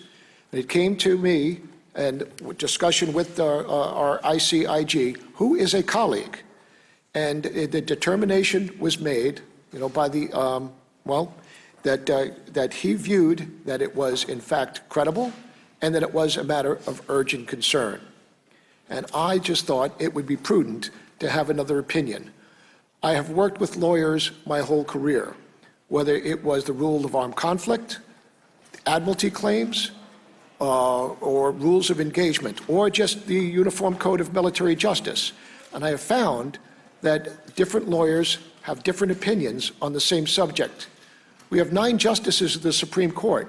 More often than not, the opinions are 5-4. That doesn't mean that 5 are right and 4 are wrong. There are differences of opinion. But when this matter came to me, I have a lot of life experience. I realized the importance of the matter that is before us this morning. And I thought that it would be prudent for me to ensure that, in fact, it met that statute before I sent it forward in compliance with the Whistleblower Protection Act. And I hope that responds to your question, sir. I yield back. As an aside, I want to mention that my colleague is right on both counts. It's not okay, but also my summary of the President's call was meant to be at least part in parody. The fact that that's not clear is a separate problem in and of itself. Of course, the President never said, if you don't understand me, I'm going to say it 7 more times. My point is, that's the message that the Ukraine President was receiving in not so many words. Mr. Carson. Thank you, Chairman Schiff. Thank you, Director McGuire, for your service. Director McGuire, this appears to be the first intelligence community whistleblower complaint that has ever been withheld from Congress. Is that right, sir? Congressman Carson, I believe that it might be. And once again, I said in my statement, it is, in fact, as far as I'm concerned, unprecedented. It is unprecedented, sir. Do you know why it's unprecedented? I think it's because the law that Congress, that this very committee drafted, really couldn't be clearer. It states that upon receiving such an urgent complaint from the Inspector General, you, the Director of National Intelligence, quote, shall, end quote, forward it to the Intel committees within 7 days, no ifs, ands, or buts. And even when the IG has found complaints not to be an urgent concern or even credible, your office has consistently and uniformly still transmitted those complaints to the intelligence committees. Is that right, sir? Congressman Carson, in the past, even if they were not a matter of urgent concern or whether they were not credible, they were forwarded. But in each and every instance prior to this, it involved members of the intelligence community who were serving in organizations underneath the control of the DNI. This one is different because it did not meet those 2 criteria. Yes, he did. Director, does executive privilege, sir, in your mind, or laws that regulate the intelligence community preempt or negate even the laws that safeguard the security of America's democratic elections and her democracy itself, sir? No, Chairman Carson, it does not. Notwithstanding, Director, this unambiguous mandate and the consistent practice of your office that you withheld this urgent complaint from Congress at the direction of the White House and the Justice Department, you followed their orders instead of the law. And if the Inspector General had not brought this complaint to our attention, you and the Trump administration might have gotten away with this unprecedented action. Sir, you released a statement yesterday affirming your oath to the Constitution and your dedication to the rule of law. But I'm having trouble understanding how that statement can be true in light of the facts here. Can you explain that to us, sir?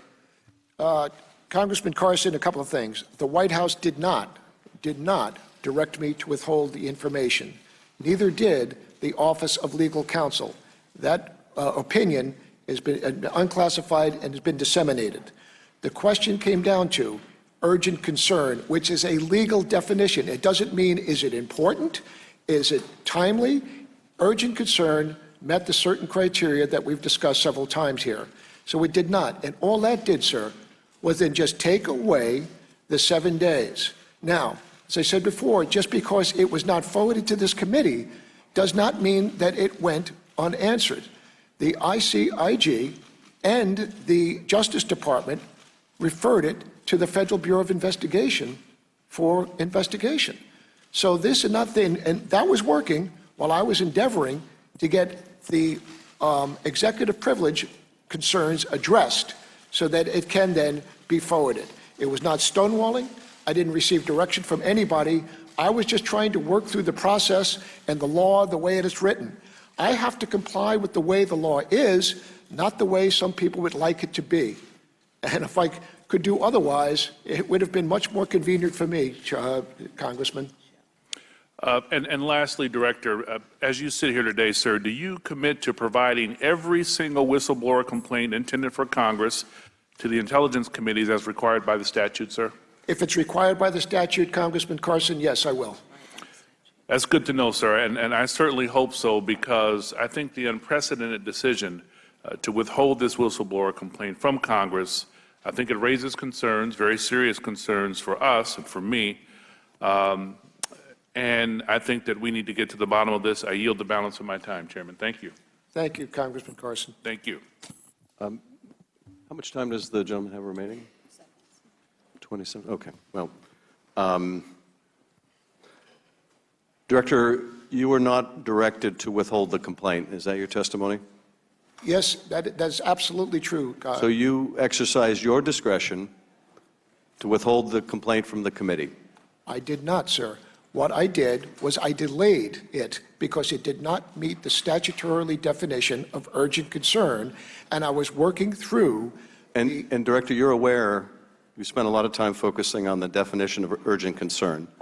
You're aware that the practice of your office has been that regardless of whether the complaint meets the definition of urgent concern, regardless of whether Inspector General finds it credible or incredible, the complaint is always given to our committee. You're aware that's the unbroken practice since the establishment of your office and the Inspector General. Are you aware of that? Chairman, every previous whistleblower complaint that was forwarded to the intelligence committees involved a member of the intelligence community and an organization under which the Director of National Intelligence had authority and responsibility. But you're aware that the past practice has been, we're talking about urgent concern here, that whether you or the Inspector General or anybody else believes it meets the statutory definition, the past practice has always been to give it to this committee. You're aware of that, right?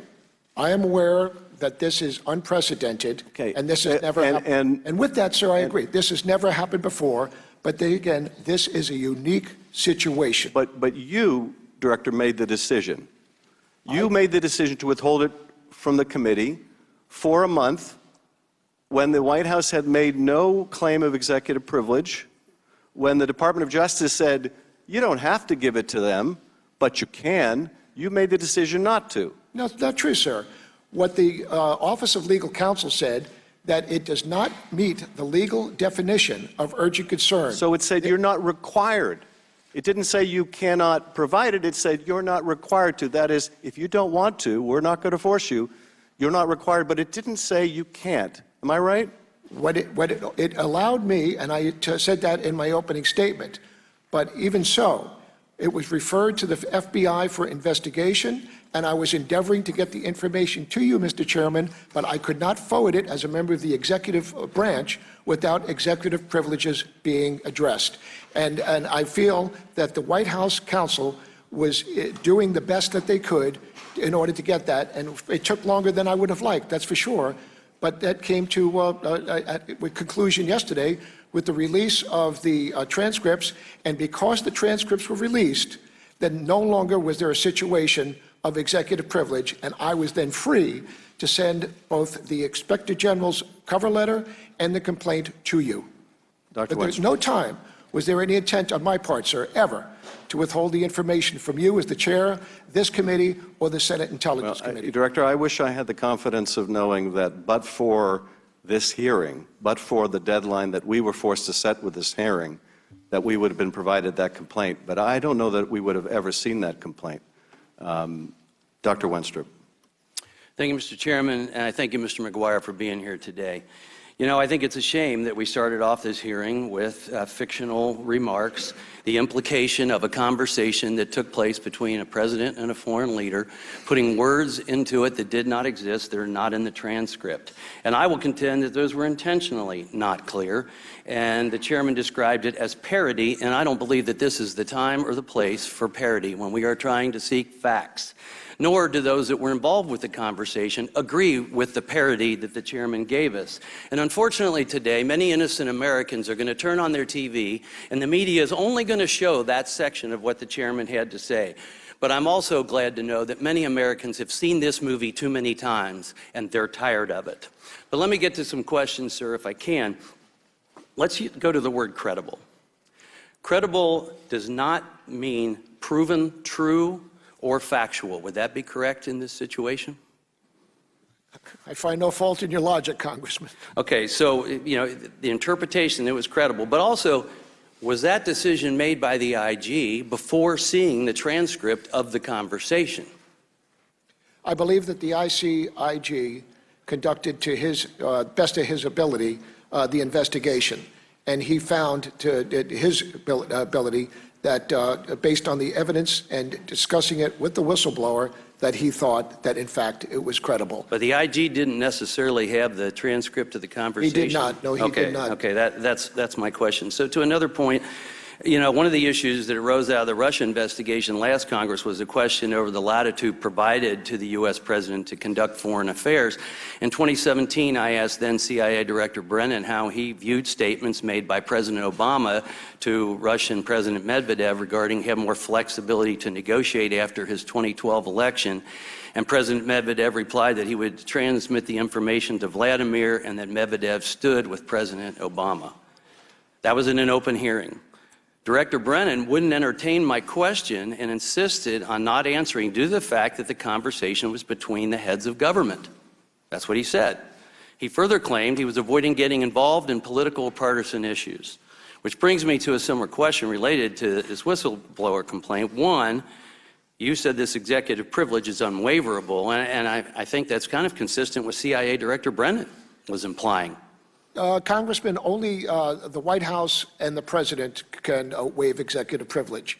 The President exerts executive privilege, and only the White House and the President can waive that. So, Director Brennan gave me the impression then that that's the rule, that's the law, so I'm going to have to go with that. But do you believe the President's entitled to withhold his or her communications from Congress if the conversation is used in a whistleblower case?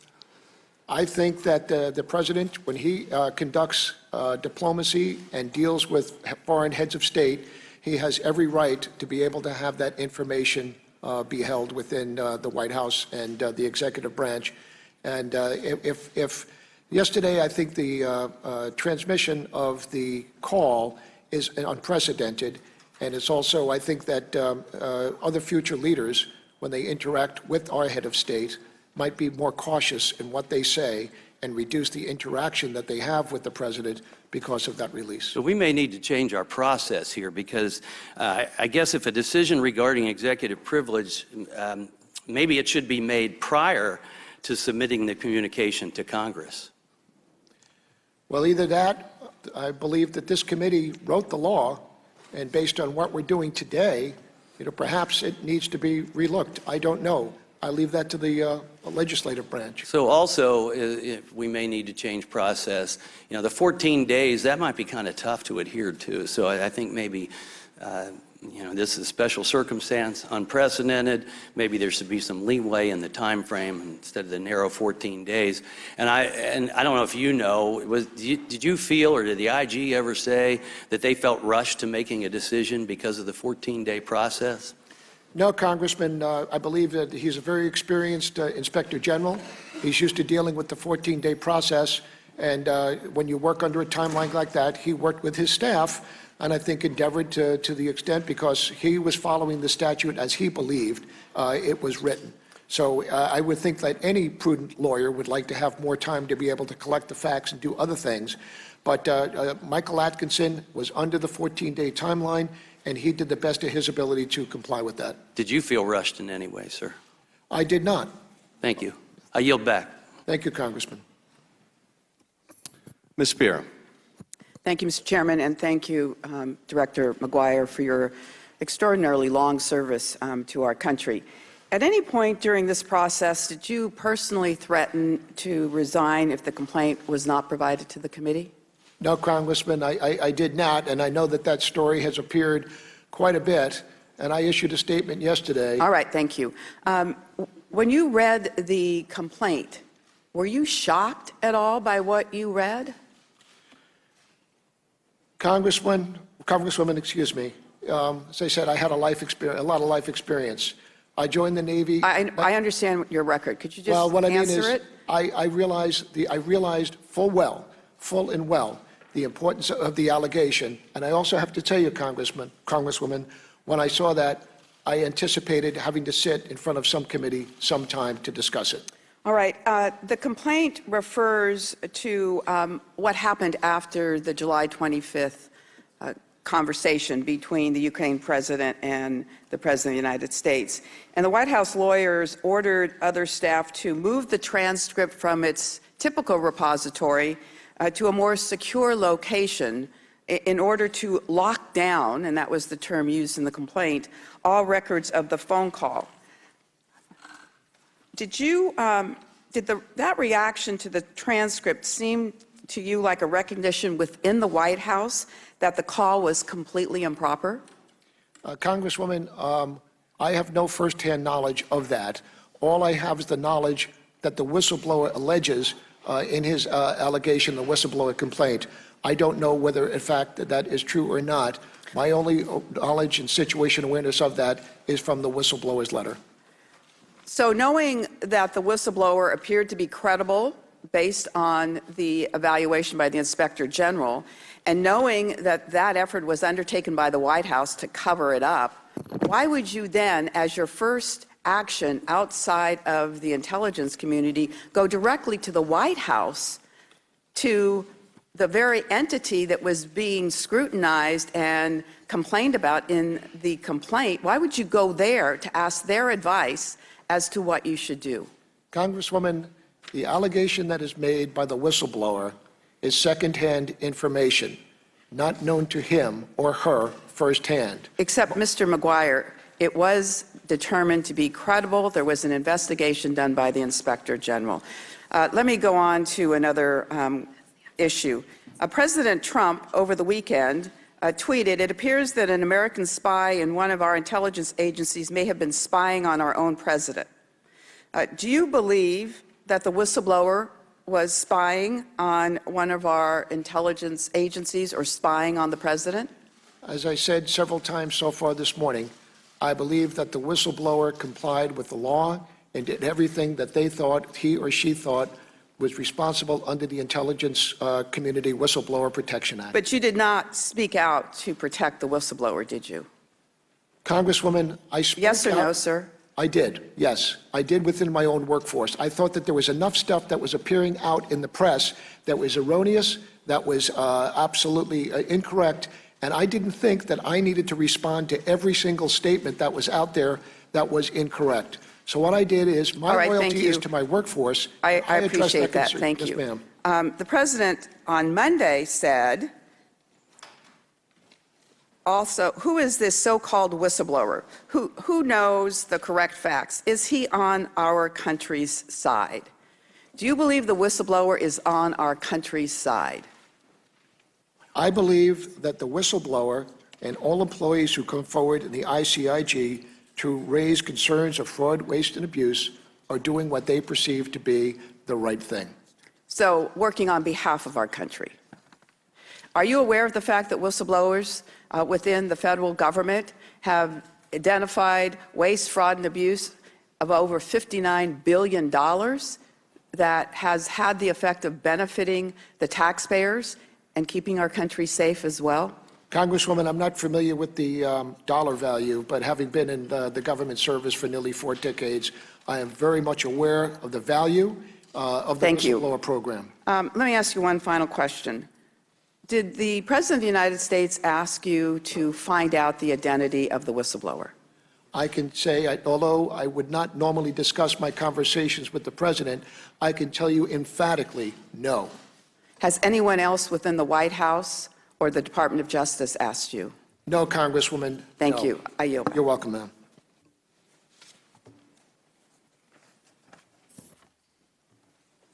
Mr. Stewart. Mr. McGuire, thank you for being here today. I want you to know the good news is I'm not going to treat you like a child, and I'm going to give you a chance to answer your questions if I ask you something. I want to thank you for your service, and I'd like you to remind me, you said it earlier, how many years of service, military service do you have? I have 36 years of service in the United States Navy, 34 of those as a Navy SEAL. Okay, that's great. 36 years, 34 years as a Navy SEAL. I had a mere 14 years as an Air Force pilot. I proudly wear these Air Force wings. These are actually my father's Air Force wings. He served in the military as well, as had 5 of his sons. And for someone who hasn't served in the military, I don't think they realize how deeply offensive it is to have your honor and your integrity questioned. Some on this committee have done exactly that. They've accused you of breaking the law, and I'm going to read just one part of many that I could from the chairman. This raises grave concerns that your office, together with the Department of Justice and possibly the White House, have engaged in unlawful effort to protect the president. And there's others that I could read, as they have sought, I believe, to destroy your character. So I'm going to give you the opportunity to answer very clearly. Are you motivated by politics in your work or your professional behavior? Excuse me, sir, I'm sorry. Are you motivated by politics in your work or your professional behavior? No, Congressman. Okay, I'm just going to leave it there. I am not. Okay. I am not political. I am not partisan. And I did not look to be sitting here as the acting director of national intelligence. I thought that there were perhaps other people who would be best and more qualified to do that. But the president asked me to do this, and it was my honor to step up and for however long I'm doing it, to lead and support the intelligence community. Okay, thank you. Do you believe that you have followed the laws and policies and precedent in the way you've handled this complaint? I do. I know I do. Have you in any way sought to protect the president or anyone else from any wrongdoing? I have not. What I have done is endeavor to follow the law. Thank you. Do you believe that you had a legal responsibility to follow the guidance of the Office of Legal Counsel? The opinion of the Office of Legal Counsel is binding on the executive branch. Thank you.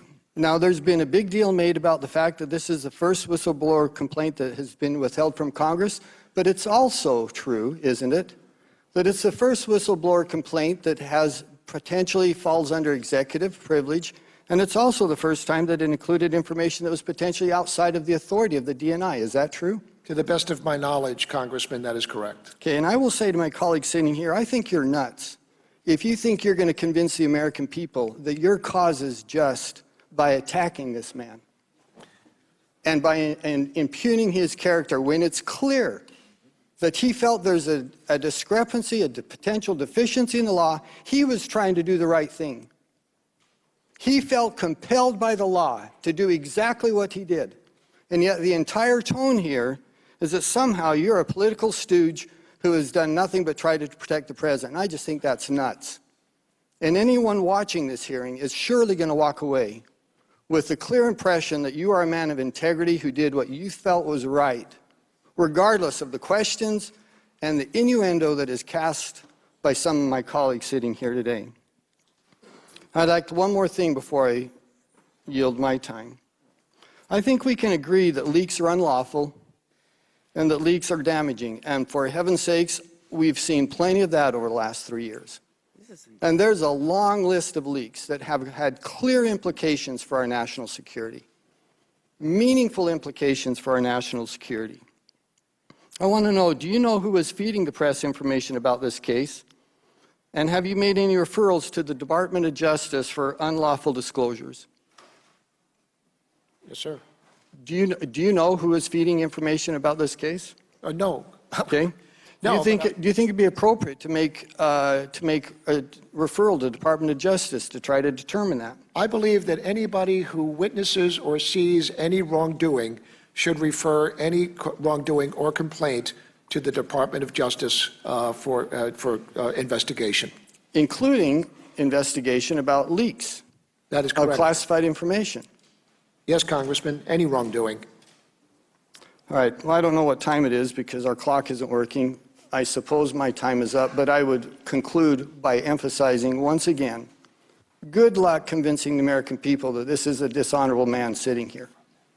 Good luck convincing the American people that he has done anything to what he thinks is right And if you think it scores political points with your friends who have wanted to impeach this president from the day he was elected, then keep going down that road. Thank you, Congressman. I would only say, Director, no one has accused you of being a political stooge or dishonorable. No one has said so. No one has suggested that. You've accused him of breaking the law, Mr. Chairman. But it is certainly our strong view, and we would hope it would be shared by the minority, that when the Congress says that something shall be done, it shall be done. And when that involves the wrongdoing of the president, it is not an exception to the requirement of the statute. And the fact that this whistleblower has been left twisting in the wind now for weeks, has been attacked by the president, should concern all of us, Democrats and Republicans, that this was ever allowed to come to be, that allegations this serious and this urgent were withheld as long as they were from this committee. That should concern all of us. But no one is suggesting that there is a dishonor here. But nonetheless, we are going to insist that the law be followed. Mr. Chairman, will you yield? Mr. Quigley. Thank you, Mr. Chairman. Thank you, sir, for your service and for being here. As you know, those in public life who work and deal with other countries, ambassadors, secretaries of state, many in the intelligence field, they're vetted. They go for approval before the Senate. They have to get clearance. And you understand the policy reasons for that, correct? Yes, Congressman. Do you have any issues with civilians without approval, without vetting, without clearance, taking on those roles? Yes, I do, Congressman. And why would you have those concerns? Well, in order to be able to handle sensitive information, whether it be diplomatic or certainly intelligence information, one must be vetted. This is the important part of protecting national security. In order to, we just can't bring people in and automatically wave a magic wand or put holy water on them to give them a security clearance. It is a matter of vetting. For me to come back into government, the FBI went back for 15 years in my background, examined all of my financial records to make sure that I was, in fact, worthy of having an intelligence clearance. And we do the same thing with the intelligence community. Everybody who is subject or everybody who is privileged to have access to intelligence information is a sacred trust. The American people expect us to keep them safe, as I said earlier. In order to do that, we need to ensure that any person who has access to this sensitive information of the United States has been thoroughly vetted to ensure that they are able to handle that information. It's not just the intel issues, it's the issues of national policy, that people have an official role that they carry out on behalf of the United States, and we know what their role is, correct? Yes, Congressman, I would. What is your understanding right now of what Mr. Giuliani's role is? Mr. Congressman Quigley, I respectfully just referred to the White House to comment on the president's personal lawyer. Okay. So far what I've declaimed is you see that he's his personal lawyer. We read in the complaint, we read in this modified transcript, he's mentioned 5 times. Your reaction to the fact that this civilian, without any of these vetting, has played this role? No, sir. All I'm saying is that I know what the allegations are. I'm not saying that the allegations are true, and that's where the committee... Well, I don't think there's any question the credibility of the complaint that's in the transcript. The president mentions and speaks highly of Mr. Giuliani, a highly respected man. He was the mayor of New York, a great mayor. I would like him to call you. I will ask him to call you along with the Attorney General. Your reaction to the civilian dealing with these. In the complaint, it talks about our national security. The Inspector General talks about this as the highest responsibility among those that the DNI has, and obviously Mr. Giuliani is playing this role. To your knowledge, does he have security clearance? I don't know. Congressman Quigley, I'm neither aware or unaware whether or not Mr. Giuliani has a security clearance. Before this all happened, were you aware of his role or understanding what his role was, doing what you do? Congressman Quigley, my only knowledge of what Mr. Giuliani does, I have to be honest with you, I get from TV and from the news media. I am not aware of what he does, in fact, for the president. Are you aware of any communication by Mr. Giuliani and your office about how he should proceed with this role, given the classified nature, the national security implications that are in the complaint, that are in the transcript, and the role that he is playing? Well, I have read the transcripts just as you have, so my knowledge of his activity in there is just limited to the conversation that the President had with the President of Ukraine. So we respect your role, and while we have differences of opinion, we continue to respect your integrity and your honor. But we have this vast amount of experience you have, and we need to understand how it plays juxtaposition with the complaint. I'm reading, an OMB official informed departments and agencies that the President earlier that month had issued instructions to suspend all U.S. security assistance to Ukraine. Your reaction to that?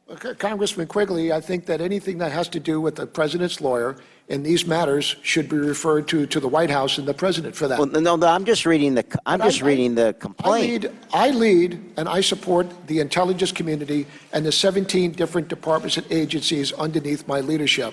I do not lead the President, and I have no authority or responsibility over the White House. But you are aware, with all your experience, of the fact that we have this relationship with Ukraine, that they are dependent upon us, and this complaint doesn't concern you. You can't say that publicly, that it concerns you? There's a lot of things that concern me. I'm the Director of National Intelligence. And this one here, though, I just have to defer back to the conversation that the President had is his conversation. How the President of the United States wants to conduct diplomacy is his business, and it's not whether or not I approve it or disapprove of it.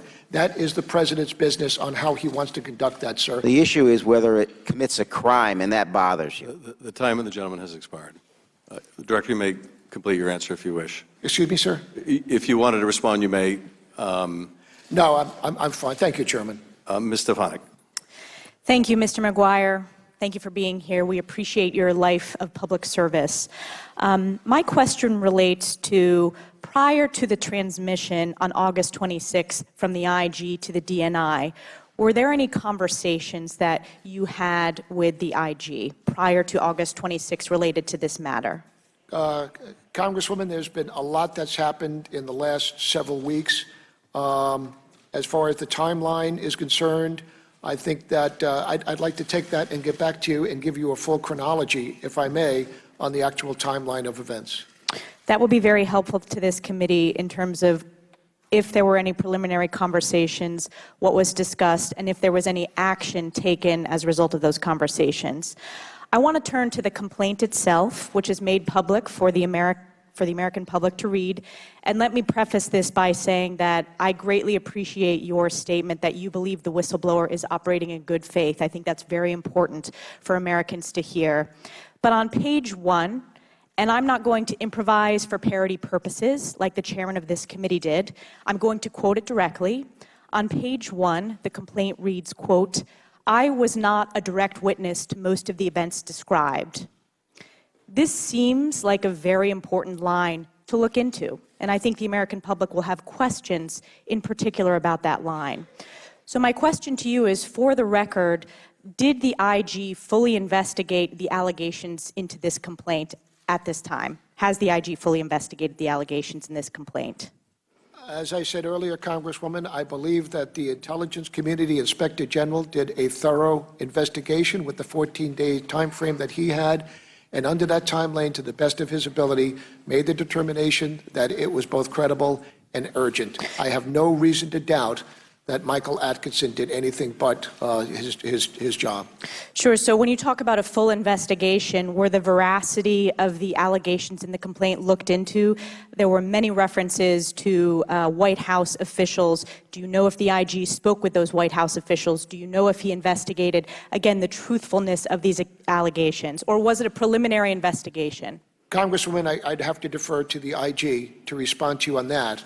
But all I do know, although I do not know the identity of the whistleblower, I do know that Michael Atkinson had, in fact, discussed this with the whistleblower and found his complaint to be credible. As far as who else he spoke with, I am unaware of what went on in Michael Atkinson's investigation into this matter. So, as of today, the only individual that we know the IG spoke with is the complainant, is the author and the whistleblower. No, Congresswoman, what I'm saying is I am unaware who else Michael Atkinson may have spoken to. I'm just unfamiliar with his investigative process and everybody that he spoke to in this regard. Thank you for the answer on the record. Again, for the American public, they're going to have many questions as they read this complaint today. And because on page 1 it says no direct knowledge, I think it's very important that we that we have questions answered for individuals that do have direct knowledge. And with that, I yield back. Thank you, Congressman. Mr. Swalwell. Thank you. Mr. McGuire, do you agree that the definition of a cover-up is an attempt to prevent people from discovering a crime? I'd say that's close. I mean, I'm sure there's others one, but I don't disagree with that, sir.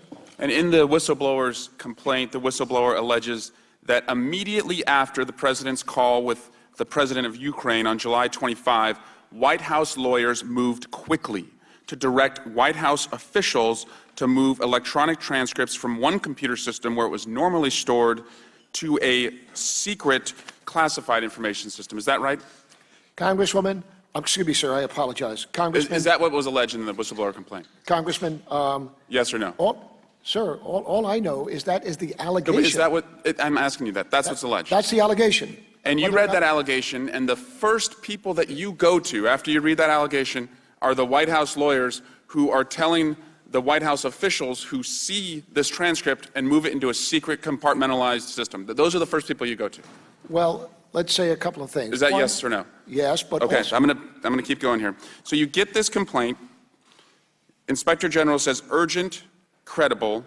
You have no wiggle room to not go to Congress, and instead you send your concern to the subject of the complaint, the White House. So did the White House tell you after you sent your concern about privilege, did they tell you to go to the Department of Justice next? My team, my counsel, in consultation with the intelligence community inspector general, went to the Office of Legal Counsel. So, and we were not directed to do that. And Mr. McGuire, you said that this did not involve ongoing intelligence activities. However, the whistleblower says that this is not the first time that the president's transcripts with foreign leaders were improperly moved to an intelligence community code word system. Is that a part of the allegation?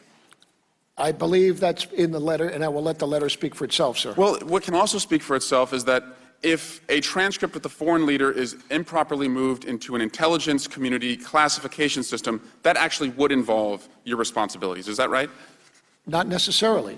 That is, it is not underneath my authority and responsibility. And once again, this is an allegation that has been made, does not necessarily mean that that is a true statement. And the allegation was determined to be urgent and credible by the Inspector General. Is that right?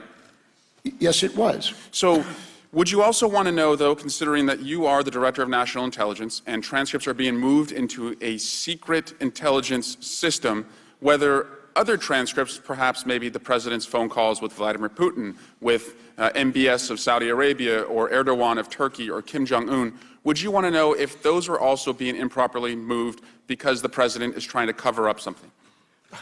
Congressman, how the White House, the office of the Executive Office of the President, and the National Security Council conduct their business is their business.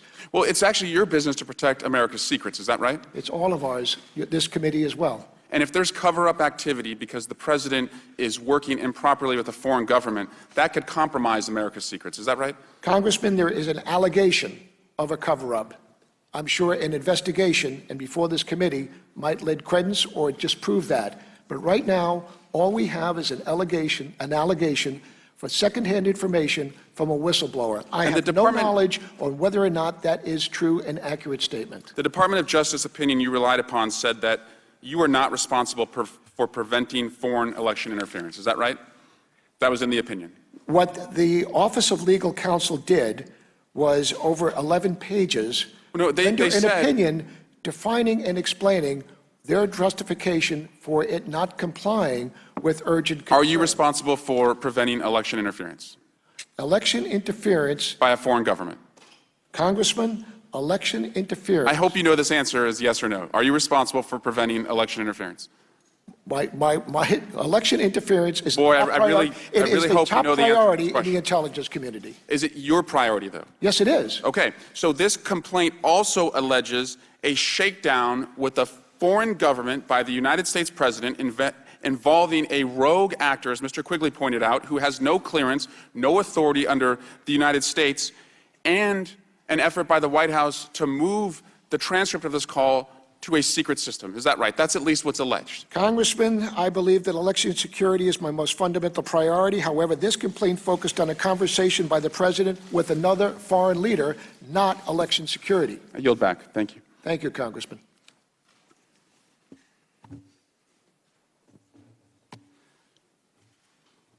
And if that conversation involved the president requesting help in the form of intervention in our election, is that not an issue of interference in our election? Chairman, once again, this was sent to the Federal Bureau of Investigation. No, I understand that, but you're not suggesting, are you, that the president is somehow immune from the laws that preclude a U.S. person from seeking foreign help in a U.S. election, are you? What I am saying, Chairman Schiff, is that no one, none of us, is above the law in this country. Mr. Hurd. Thank you, Chairman. Admiral, it's a pleasure to be here with you. I tell all my friends all the time that I've gotten more surveillance as a member of Congress than I did as an undercover officer in the CIA. And I think you've gotten more arrows shot at you, since you've been DNI than you did in your almost 4 decades on the battlefield. A specific question, the letter that's contained in the whistleblower package, it's actually dated August 12th, and I recognize this may be a better question to be asking the ICIG. That letter is dated August 12th, and it's to the chairman of the Senate Select Committee on Intelligence and to the chairman of this committee. Do you know if the whistleblower provided that letter to those 2 chairmen concurrently with the ICIG? No, Congressman. As I said earlier, I believe that the whistleblower and the ICIG acted in good faith and followed the law every step of the way. Good copy. We've talked about the way the law on the whistleblower statute says you shall share if it's decided to be an urgent concern. However, best practices has always been to share regardless of whether that urgent concern. Do you see any reason, a negative impact on the intelligence community if that legislation was changed to say all whistleblower complaints should be shared with the committees? That's correct. And in addition to that, Congressman, I mean, let's just say the allegation was made against a member of this committee. Members of this committee, although you are on the Intelligence Committee, are not members of the intelligence community. And as the DNI, I have no authority or responsibility over this committee. But my question is, do you think that if every whistleblower complaint that was brought to the Intelligence Community Inspector General was always shared with this committee, would that have any impact on intelligence equities? And I ask that because I don't know why, when the statute was written, that it didn't say all should be shared rather than only urgent concern. And my question to you as the head of the intelligence community, do you think if we change that law, would it have impact on intelligence equities? I don't think that a law could be changed to cover all things that might possibly happen. I think we have a good law. I think it is well written. However, as I said, Congressman, this is unprecedented and this is a unique situation. Why this one is, this is why we're sitting here this morning. Sure, and I hope we're not in this position again. However, if we do find ourselves in this position again, I want to make sure that there's not any uncertainty in when information should be shared to this committee. Was the ODNI, or under you or under your predecessor, aware of an OMB decision to suspend Ukrainian aid, as was alleged in this complaint? As far as I am concerned personally, Congressman, no, I have no knowledge of that, and I am unaware if anybody within the ODNI is aware of that. I just don't know the answer to that.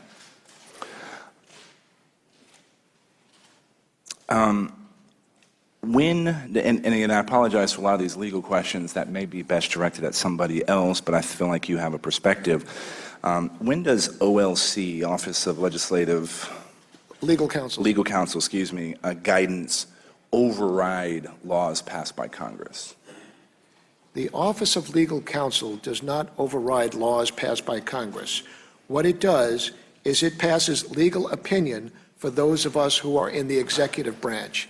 And the Office of Legal Counsel, legal opinion, is binding to everyone within the executive branch. Good copy. And I have two final questions, and I'm going to ask them together to give you the time to answer them both. What is your assessment of how intelligence operations in general are going to be impacted by this latest episode? And when I say episode, I'm referring to the media circus, the political circus, the technical issues that are related to this whistleblower revelation. You alluded to it in some of your previous questions, but I would like your assessment on how this can impact intelligence operations in the future. And I do believe this is your first time testifying to Congress in your position, right? And I would welcome in the end, I know this is a little off topic, what do you see are greatest challenges and threats to this country as the Director of National Intelligence? Well, let me answer the latter part of that. I think that the greatest challenge that we face is not necessarily, from a kinetic strike or with Russia or China or Iran or North Korea.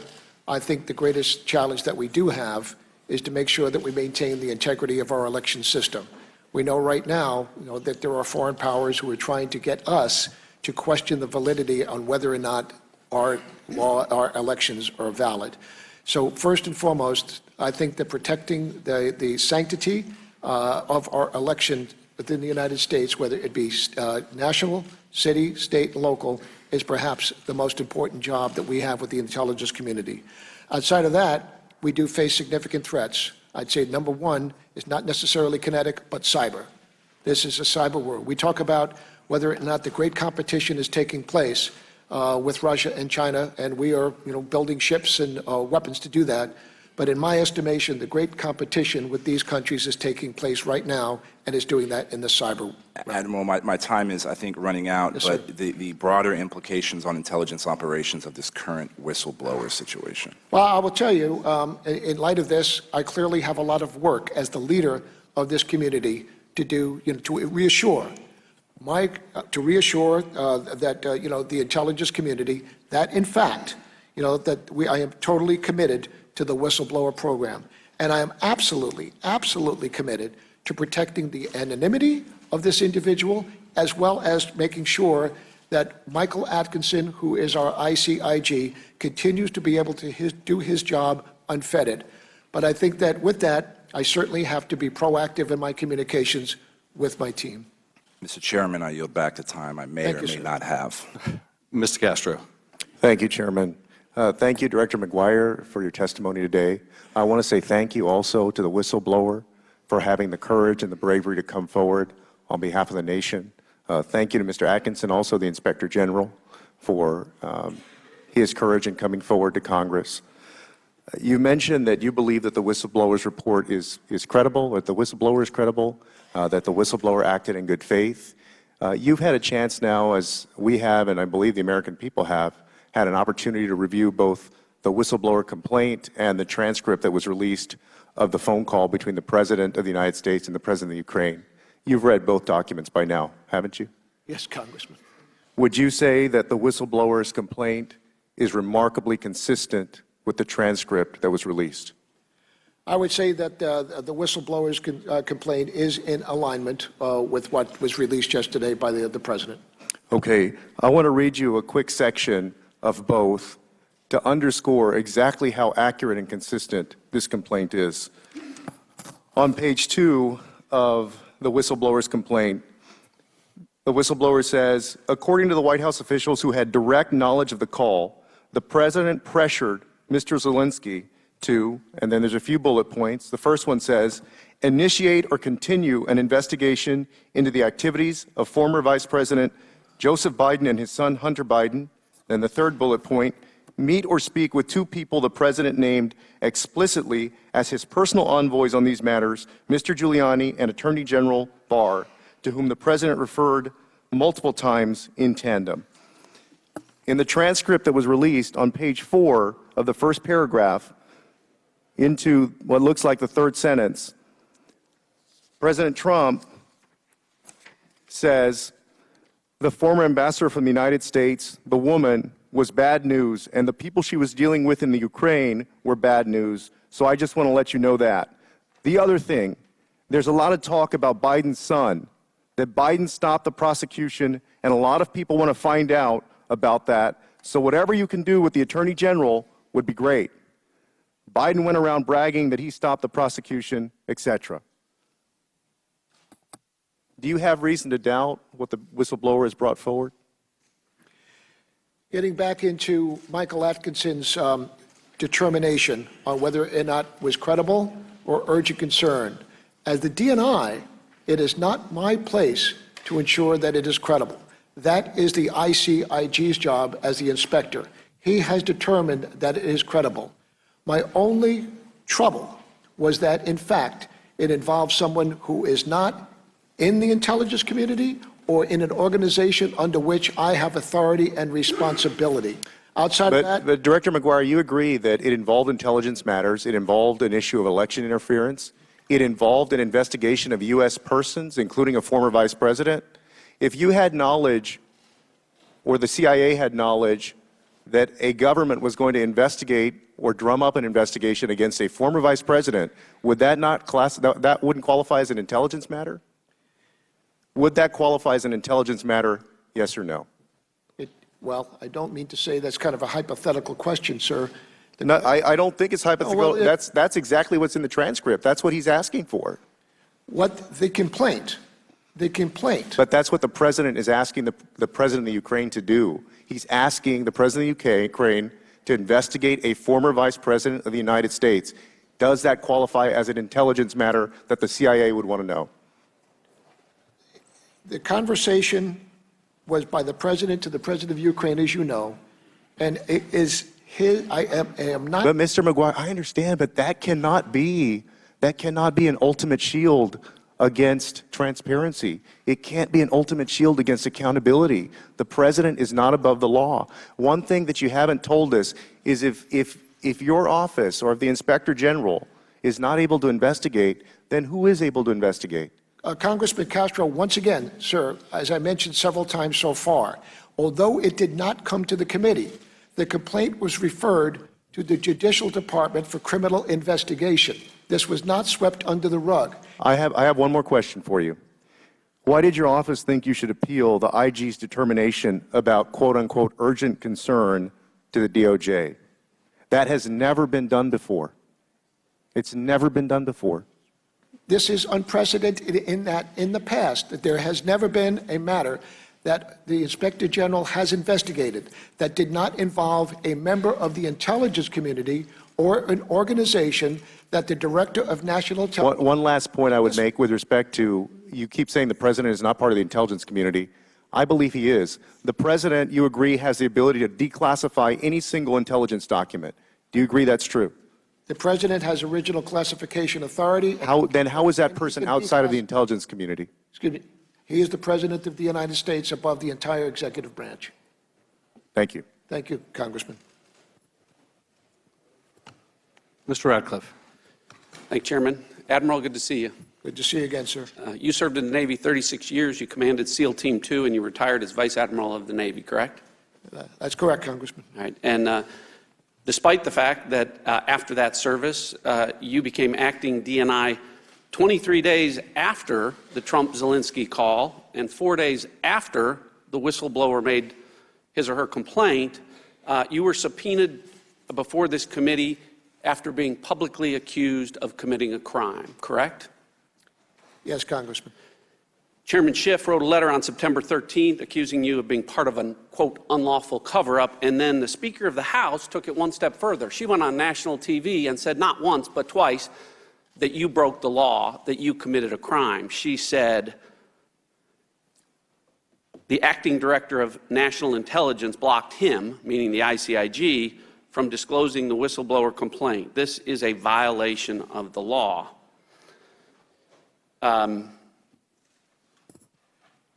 You were publicly accused of committing a crime. You were also falsely accused of committing a crime. As you have so accurately related, you were required to follow not just an opinion of what the law is, but the opinion from the Justice Department, an 11-page opinion about whether or not you were required by law to report the whistleblower complaint, correct? That's correct, Congressman Wright. And that opinion says, the question is whether such a complaint falls within the statutory definition of urgent concern that the law requires the DNI to forward to the Intelligence Committee. We conclude that it does not. Did I read that accurately? Yes. I better have, right? That's an opinion not from Bill Barr. That's an opinion from the Department of Justice ethics lawyers, not political appointees, but career officials that serve Republicans and Democrats, the ethics lawyers at the Department of Justice that determined that you did follow the law. So you were publicly accused, you were also falsely accused, and yet here today, I haven't heard anything close to an apology for that. Welcome to the House of Representatives with Democrats in charge. Let me turn to the matter that we're here for. A lot of talk about this whistleblower complaint. The question is, at this point, given what we have, why all the focus on this whistleblower? The best evidence of what President Trump said to President Zelensky is a transcript of what President Trump said to President Zelensky. I'm not casting aspersions on the whistleblower's good faith or their intent, but a secondhand account of something someone didn't hear isn't as good as the best evidence of what was actually said. And to that point, despite good faith, the whistleblower is in fact wrong in numerous respects. And I know everyone's not going to have time to read the whistleblower's complaint, but the whistleblower says that I am deeply concerned, talking about the president, that there was a serious or flagrant problem, abuse, or violation of the law. The whistleblower then goes on to say, I was not a direct witness to the events described. However, I found my colleagues' accounts of this to be credible. And then talking about those accounts of which this whistleblower complaint is based on, the whistleblower tells us the officials that I spoke with told me, and I was told that, and I learned from multiple U.S. officials that, and White House officials told me that, and I also learned from multiple U.S. officials that. In other words, all of this is secondhand information. None of it is firsthand information. The whistleblower then goes on to cite additional sources besides those secondhand information. Those sources happen to include mainstream media.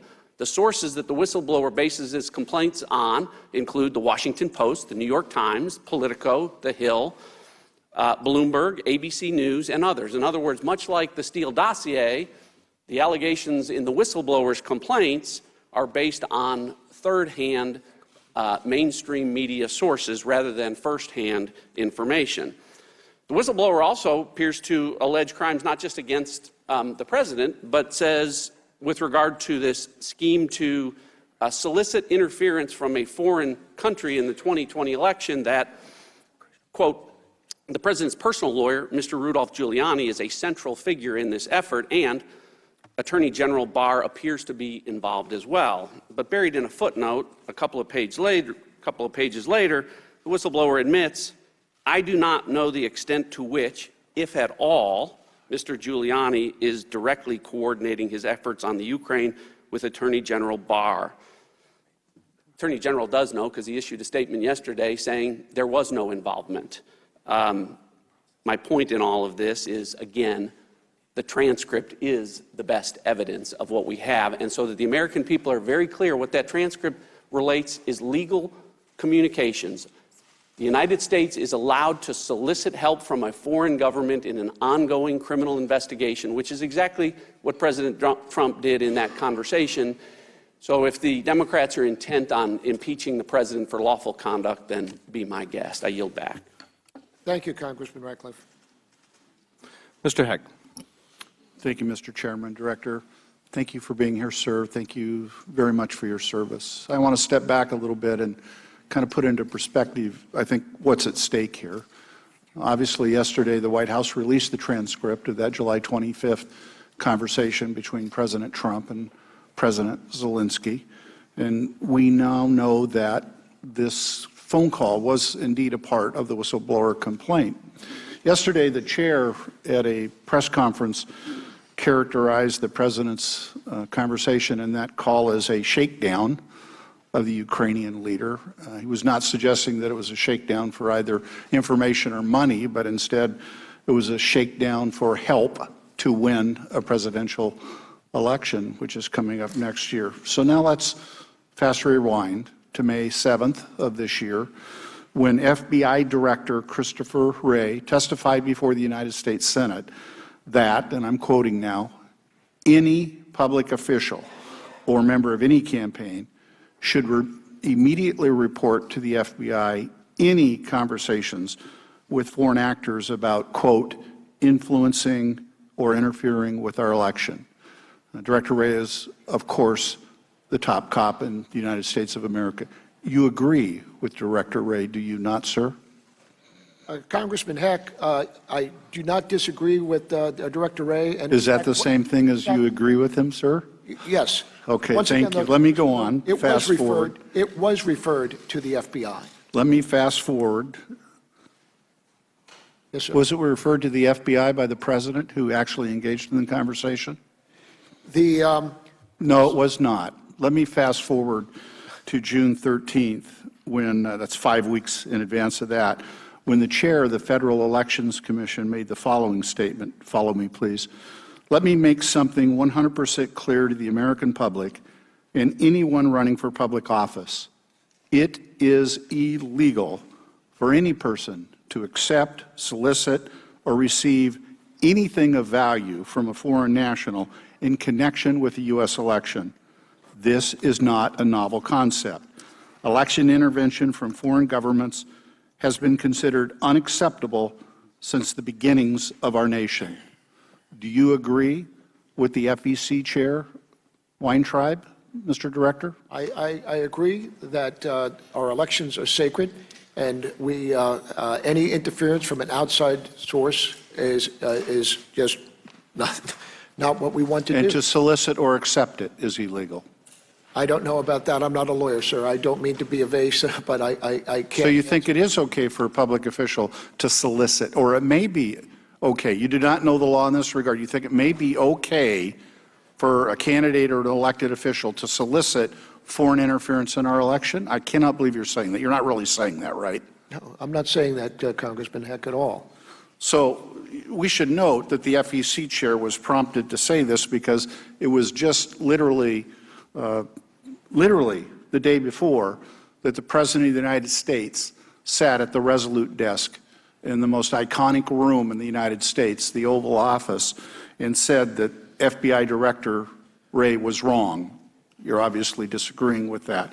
He also said that he would consider accepting foreign help.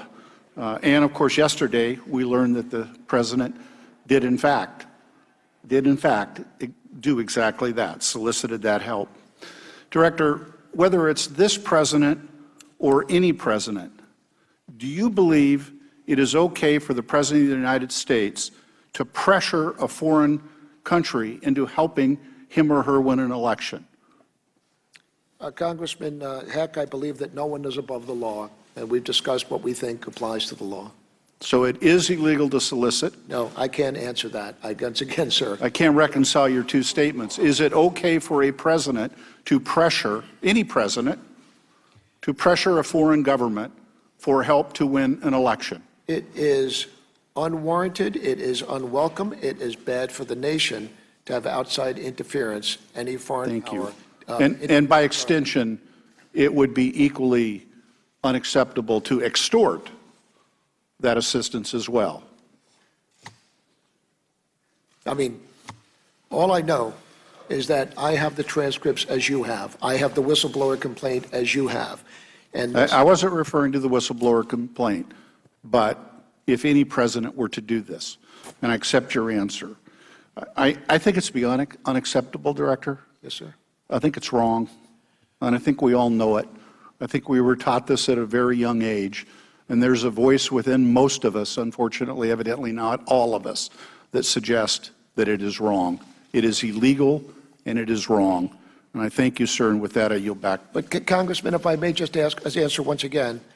I've run out of time, sir. No, you've got... Director, you may answer. Thank you. Director, go ahead. Feel free to respond. Once again, it was referred to the Federal Bureau of Investigation. Not by the president. No, by this office. Right. And by the Office of and by the ICIJ. Director Wray said that any candidate or elected official should immediately report it. He didn't say that the director of O&I should report it, although you should and you did. Thank you. But the person involved did not do what Director Wray said should occur. Period. Thank you, Congressman. Thank you, sir. Mr. Welch. Thank you. Director, I want to say thank you. There's nobody in this room who can claim to have served their country longer and more valiantly than you. And I heard in your opening remarks that your family before you has been committed to this country, and I say thank you. Second, I appreciated your candor when, in your opening statement, you acknowledged that the whistleblower acted in good faith. And third, I appreciated your acknowledgement that the Inspector General also acted in good faith and according to his view of the law. And I want to say this. When you said you were in a unique position, that's an understatement. You got a complaint involving the President of the United States and also the United States Attorney General.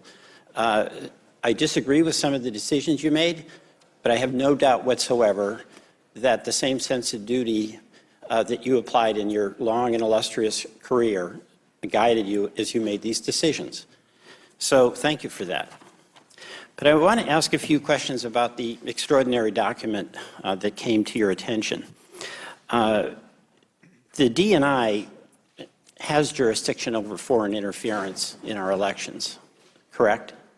That's correct. And of course, you're aware, as we all are, of the Mueller report and his indictments against 12 foreign nationals, Russians, who actively interfered in our election, correct? I have read the report, yes. Yeah, so it's just a huge responsibility that your agency has, correct? In this case, because of the two things you mentioned, that the president is the one person that's above the intelligence community in your sense about executive privilege, you did not forward the complaint to us, correct? I did not forward. Yes, Congressman Welch, because I was still working with the White House. No, I understand that. Yes, you've been very clear on that. But let me just ask a hypothetical just to show the dilemma that you were in. Let's say a U.S. senator who is well-connected, or a private citizen really well-connected, had access to and had a conversation as a result of that with the leader of a foreign country, and asked that person for a favor, the U.S. senator, let's say, of providing dirt on a political opponent. Is that something that you would see that should be forwarded to this committee? Congressman, I don't mean to be disrespectful, but it's very difficult to answer hypothetical questions. I'm not sure I understand. Well, I won't make it hypothetical. Let's say instead of being a conversation between President and the President of Ukraine, it was a U.S. senator who, let's say, was the head of the Foreign Relations Committee and was asking for the foreign leader. I understand. So would you forward that to our committee? Sir, that would not be, once again, I think I mentioned that a little bit early in our conversation, that the United States Senator is not a member of the intelligence community. And the Director of National Intelligence does not have the authority and responsibility for the U.S. Senate. So any wrongdoing in that regard should be referred to the Department of Justice for criminal investigation. Right, well, I'd respectfully disagree with you because obviously that would be a solicitation by that U.S. Senator for interference in our elections, and that's in your jurisdiction, correct? Well, election interference is indeed, yes, Congressman Welch. Okay. But once again, Congressman, although it is, as far as what the legal responsibility to do in compliance with the Intelligence Reform Act, the Whistleblower Protection Act, it does not, the statute does not allow for that to be done. Well, I disagree with that. Yes, sir. But here's the dilemma that you were in and we're in, but we're going to now be able to follow up because executive privilege, if it existed, was waived. Under your approach, as you saw it, it means that no one would be investigating the underlying conduct because, in this case, executive privilege applies or may apply. And number two, the president who had the conversation is above the law. So that's a dilemma for our democracy, is it not? The complaint was sent to the Federal Bureau of Investigation, totally disregarding any concern for executive privilege. I understand, but the Federal Bureau of Investigation never did a follow-up investigation, right? I believe that they have concluded the investigation. I'm not sure. In addition to being involved with this matter here, I also have other pressing matters. As Director, I apologize. And the Justice Department, led by Mr. Barr, who is the subject of the complaint, is the department that provided the opinion that there's no action to be taken. I believe that the Attorney General was mentioned in the complaint, not necessarily subject of the complaint, sir. Well, he was mentioned. Yes, sir. All right, I yield back. Thank you. Congressman Wells, thank you, sir. Thank you. Mr. Maloney. Director McGuire, what was your first day on the job? My first day on the job was Friday the 16th of August, and I think I set a new record in the administration for being subpoenaed before any other. You had a heck of a first week, didn't you, sir? Not that much going for me, sir. The complaint is dated August 12th. Whatever else you've done right in your career, sir, your timing is got to be something you worry about. Congressman, I think that Dan Coates' timing is better than mine. Sir, look, there's been a lot of talk here today about the process. I just want to summarize a couple of things, if that's okay. Yes, sir. So you're in your first couple days on the job, sir. You're hit with this complaint, and it says that the President of the United States pressured a foreign leader to help him investigate a political opponent, and that political opponent's son, in fact. That president asked the foreign leader to work with a private citizen, Mr. Giuliani, and the Attorney General of the United States, Bill Barr, on that scheme. The president at that time, not in dispute, was withholding $391 million of assistance, holding that over that Ukrainian president's head. That Ukrainian president raises in the conversation U.S. military assistance, javelins, defensive weapons. He's got Russian troops in his country. The wolf is at the door. The president asks for a favor, complains about Ukrainian reciprocity. Not getting enough from you. That's what reciprocity is, right? We got to get something from you if we're giving something to you. He names the political opponents by name, the Bidens.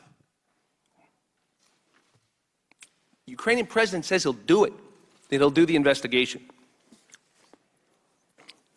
That's what you're hit with. And you're looking at that complaint that in the second paragraph alleges serious wrongdoing by the President of the United States. And the first thing you do is go to the President's men at the White House and women and say, should I give it to Congress? And in the second paragraph of that complaint, sir, it also suggests the Attorney General could be involved. And the second thing you do is go to the Attorney General's people at the Justice Department and ask them if you should give it to Congress. Sir, I have no question about your character. I've read your bio. I have some questions about your decision and the judgment in those decisions. See any conflicts here?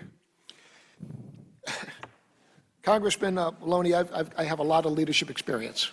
I do. And as you said, it came to me very early on in this.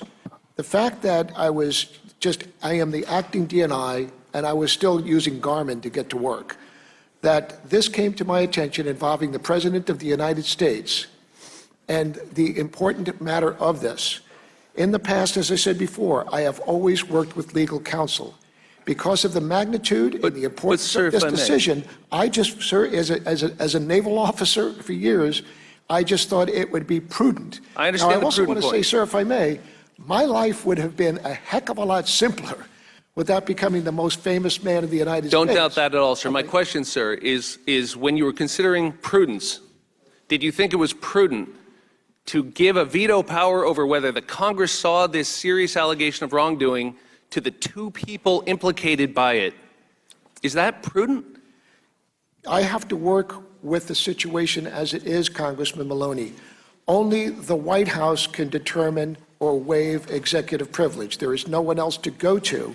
And as far as a second opinion, my only avenue of that was to go to the Department of Justice Office of Legal Counsel. And you understand, sir, that if unchallenged by your own Inspector General, your decision, that prudence, would have prevented these serious allegations from ever reaching the Congress. Quick question. In response to Mr. Himes, I think you left the door open that you spoke to the President of the United States about this whistleblower complaint.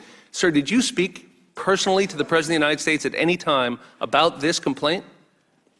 Congressman, once again, I am the President's intelligence officer. I speak to the President. I cannot say one Mr. word. Director, I know you speak to the President a lot. It's a simple question, sir.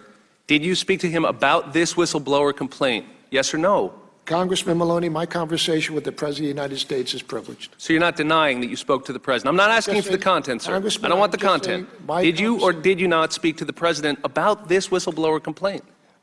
I speak to the President about a lot of things, and anything that I say to the President of the United States in any forum is privileged. Not asking for the content. Are you denying that you spoke to the President? I am just telling you once again, I speak to the President, and anything I say to the President is confidential. Thank you, sir. Sir, I mean, that's the way it is. I understand. Thank you. And Director, you understand, we're not asking you about your conversations with the President about national security, about foreign policy, about the National Counterterrorism Center. We just want to know, did you discuss this subject with the President? You can imagine what a profound conflict of interest that would be. Did you discuss this subject, this whistleblower complaint, with the President? You can say, I did not discuss it with him, if that's the answer. That doesn't betray any privilege. And you can say, I did discuss it with him, but I'm not going to get into the content of those conversations. That question you can answer.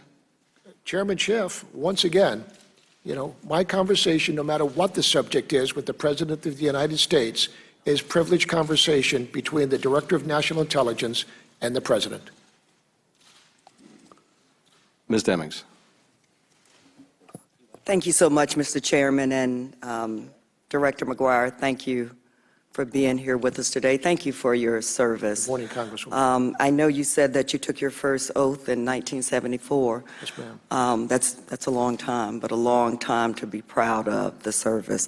I took my first oath in 1984 when I was sworn in as a law enforcement officer, and I thank you so much for saying that public service is a sacred trust, because regardless of the circumstances or who's involved, public service is a sacred trust. I've had an opportunity as a law enforcement officer, I'm a member of Congress now, but to investigate internal cases involving other personnel. I've had an opportunity to investigate numerous other cases, criminal cases, and never once, just for the record, Director McGuire, did I ever go to the suspect or the defendant or the principal in those cases to ask them what I should do in the case. There's been a lot of talk this morning. The whole discussion, the whole reason why we're here centers around the U.S. relationship with Ukraine. I think you would agree that Ukraine is very dependent on the United States in terms of assisting them in defending themselves. Could you, based on your many years of experience in the military and now in your new position, talk a little bit about that relationship and how important it is for the United States to assist Ukraine if they're ever going to be able to defend themselves? Yes, Congressman, I think that the United States has been extremely supportive of Ukraine. I would say that they are relying on us as they rely on other people in Europe. And I would also say that the United States is probably paying more of their fair share for the support of Ukraine than the others.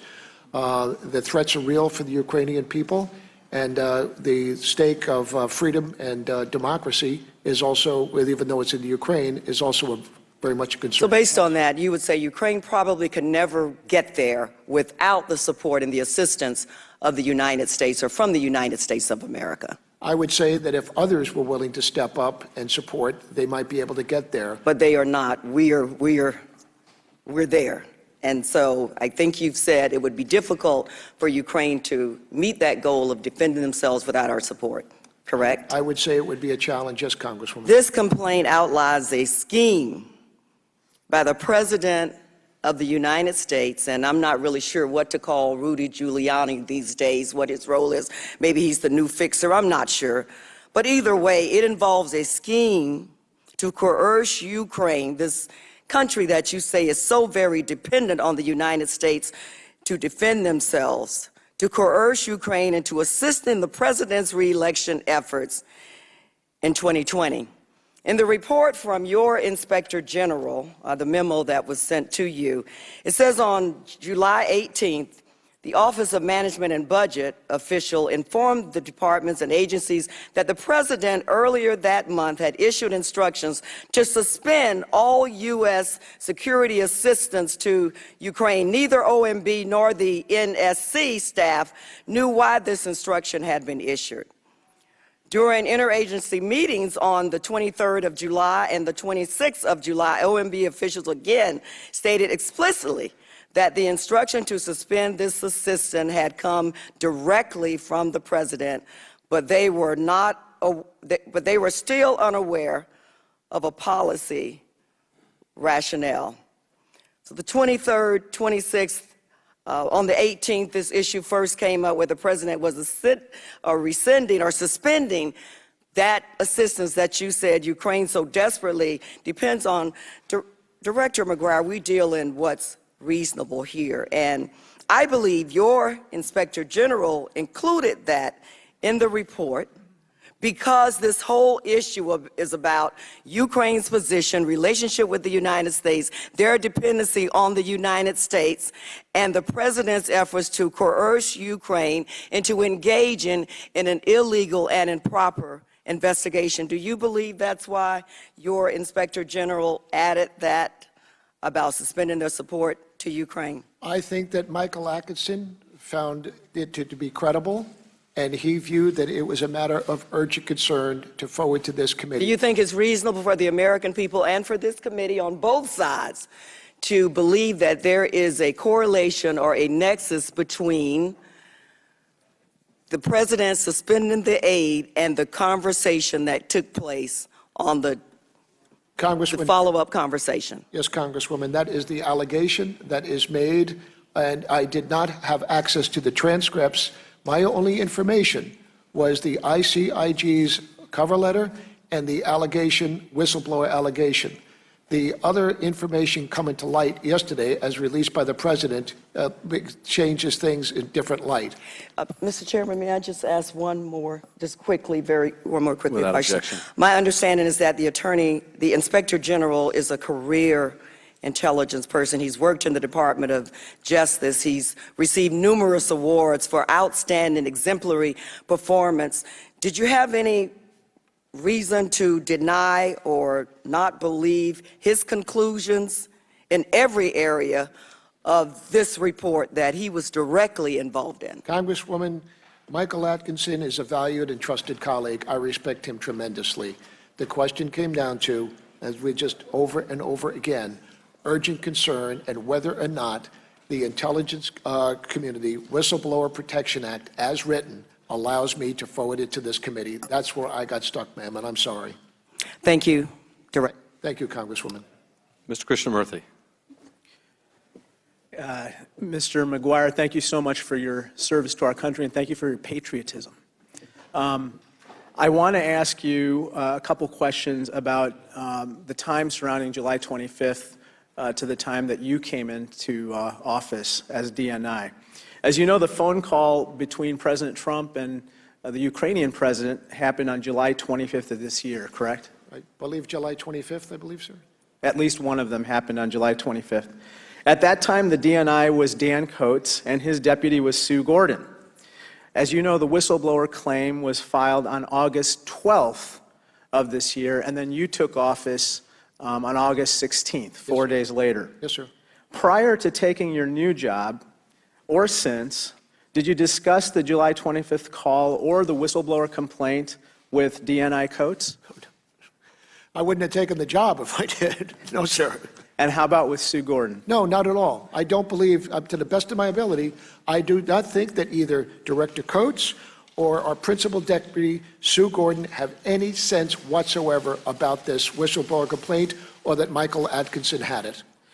Before your current role, did you discuss Ukraine with President Trump? No, Congressman. I haven't discussed Ukraine with anybody. Let me put it to you that way. You haven't discussed Ukraine with anybody in your current role as the acting DNI? Well, as we intelligence reports, we've got about 190 countries out there, so whatever the President's daily brief is and matters that pertain to that.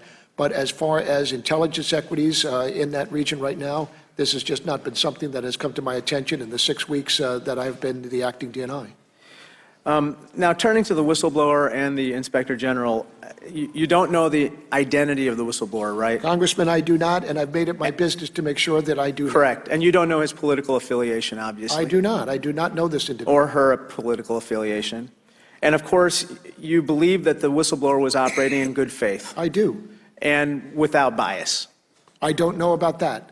I do not know about that. I do believe that the But you have no reason to believe that he or she was acting with bias, correct? I just believe that the whistleblower was acting in good faith. But you have no reason to believe that the person was biased. I would not know whether he biased or not biased, sir. I just don't know. And of course, you will do everything you can to protect the whistleblower from any attempts to retaliate against him or her, correct? I will not permit the whistleblower to be subject to any retaliation or adverse consequences for going to the IG. I am absolutely committed to that. And unlike the whistleblower, you do know the Inspector General, obviously. Yes, and I hold him in high esteem. And like the whistleblower, he also operated in the highest faith, right? I believe that Michael Atkinson, yes. And interestingly, Mr. Atkinson was actually appointed by President Donald Trump, right? Yes, he was. He's a presidential appointee. At what lends real credibility to the whistleblower's complaint is the fact that Mr. Atkinson, an appointee of the president, would actually bring forward a complaint against his boss. And that's something that is especially courageous. What I want to hear from you is that you will also do everything you can to protect Mr. Atkinson from potential retaliation. Congressman, absolutely. Very good. Now, the White House released a memorandum of telephone conversation from the July 25th, 2019 call, right? I believe that was what was transmitted yesterday morning, sir. And they call that a telcon in the jargon of these memoranda. Is that right? I'm familiar. This is the first time I've ever seen the transcript of a presidential conversation with a foreign leader. Okay, have you been... Telcon would be short for telephone conversation, though. Exactly. And have you been a party to a conversation between the president and a foreign leader on a phone call? When I am in the office to provide the intelligence brief to the president, some foreign head of state might call in. The president may either ask us to leave or just stay there for a brief call from time to time. Yes, sir. And there are note takers who actually scribble down furiously what's being said on those calls. If they are note takers, they would not be in the Oval Office with us. They might be listening somewhere else, sir. Like from the Situation Room. Right. And in or, this or where, I don't know, but somewhere within the White House, yes. And within this particular situation, maybe more than a dozen people were on the phone call. That's the allegation, yes. And they were all taking notes, presumably. If they're good public servants, yes, Congressman. Were you were you ever a party to a call where the notes that you took were then given to someone at the White House for keeping? I have never been party to any call other than my own. I would take notes for my own at my level or as the Director of National Counterterrorism Center, but I have never been privy to a conversation of the president where I would be involved in taking notes. It would just be happenstance. I happened to be there, and he felt comfortable enough to leave me for a brief conversation. But it's not anything that I would be in that office particularly for that matter. Thank you for your service. Well, thank you, Congressman, very much. Thank you. And I'd like to recognize the ranking member for any final questions that he would have. Thank you, Mr. Chair. Mr. McGuire, I just want to thank you for your attendance here today. Congratulations for surviving Legal Word Challenge Charade today. I expect, hopefully, we'll see you behind closed doors like this is supposed to be done. And I would just urge my colleagues on the other side of the aisle, if they would like to impeach the president, they need to go to the floor of the House and actually call for a vote. The Intelligence Committee is not an appropriate place to try articles of impeachment. So there is a process in the Constitution that I would advise you all follow. In the meantime, Director McGuire, I want to apologize to you for being accused of crimes that you have not committed. It's totally inappropriate behavior for anyone to accuse someone that served 4 decades like you. I hope you do not have to go through this any longer. And with that, I yield back the balance of my time. Thank you, Ranking Member. I appreciate it, sir. Director, I have a few more questions. Just to follow up, because I thought I heard you say a moment ago that you had no communication with the President on the subject of Ukraine. Did I understand you to say that? I have not particularly had any conversation with anyone on the subject of Ukraine that didn't deal with the matter that we have right now in regard to the whistleblower complaint. So not particularly with the Office of Legal Counsel as far as mentioning Ukraine, or as far as the Justice Department. All I did was send the documents forward. The allegations are in there, and I just let the documents speak for themselves. So you're saying that you did not have any conversation on the subject of Ukraine that did not involve this complaint? That's correct, sir. I mean, I've been in the acting DNI for 6 weeks. I'm just trying to understand, because that is suggestive that you did have a conversation involving the complaint with the President. No. That is not what I said, sir. Okay. Director, you mentioned early on when we were on the subject of what the Inspector General was able to investigate or not investigate, whether the President is within the intelligence community or subject to the intelligence community. And by the way, the statute doesn't require that the subject of the complaint be within the intelligence community. It requires the whistleblower to be an employee or detailee. It doesn't require that the subject, the person complained of, be an employee of the intelligence community. But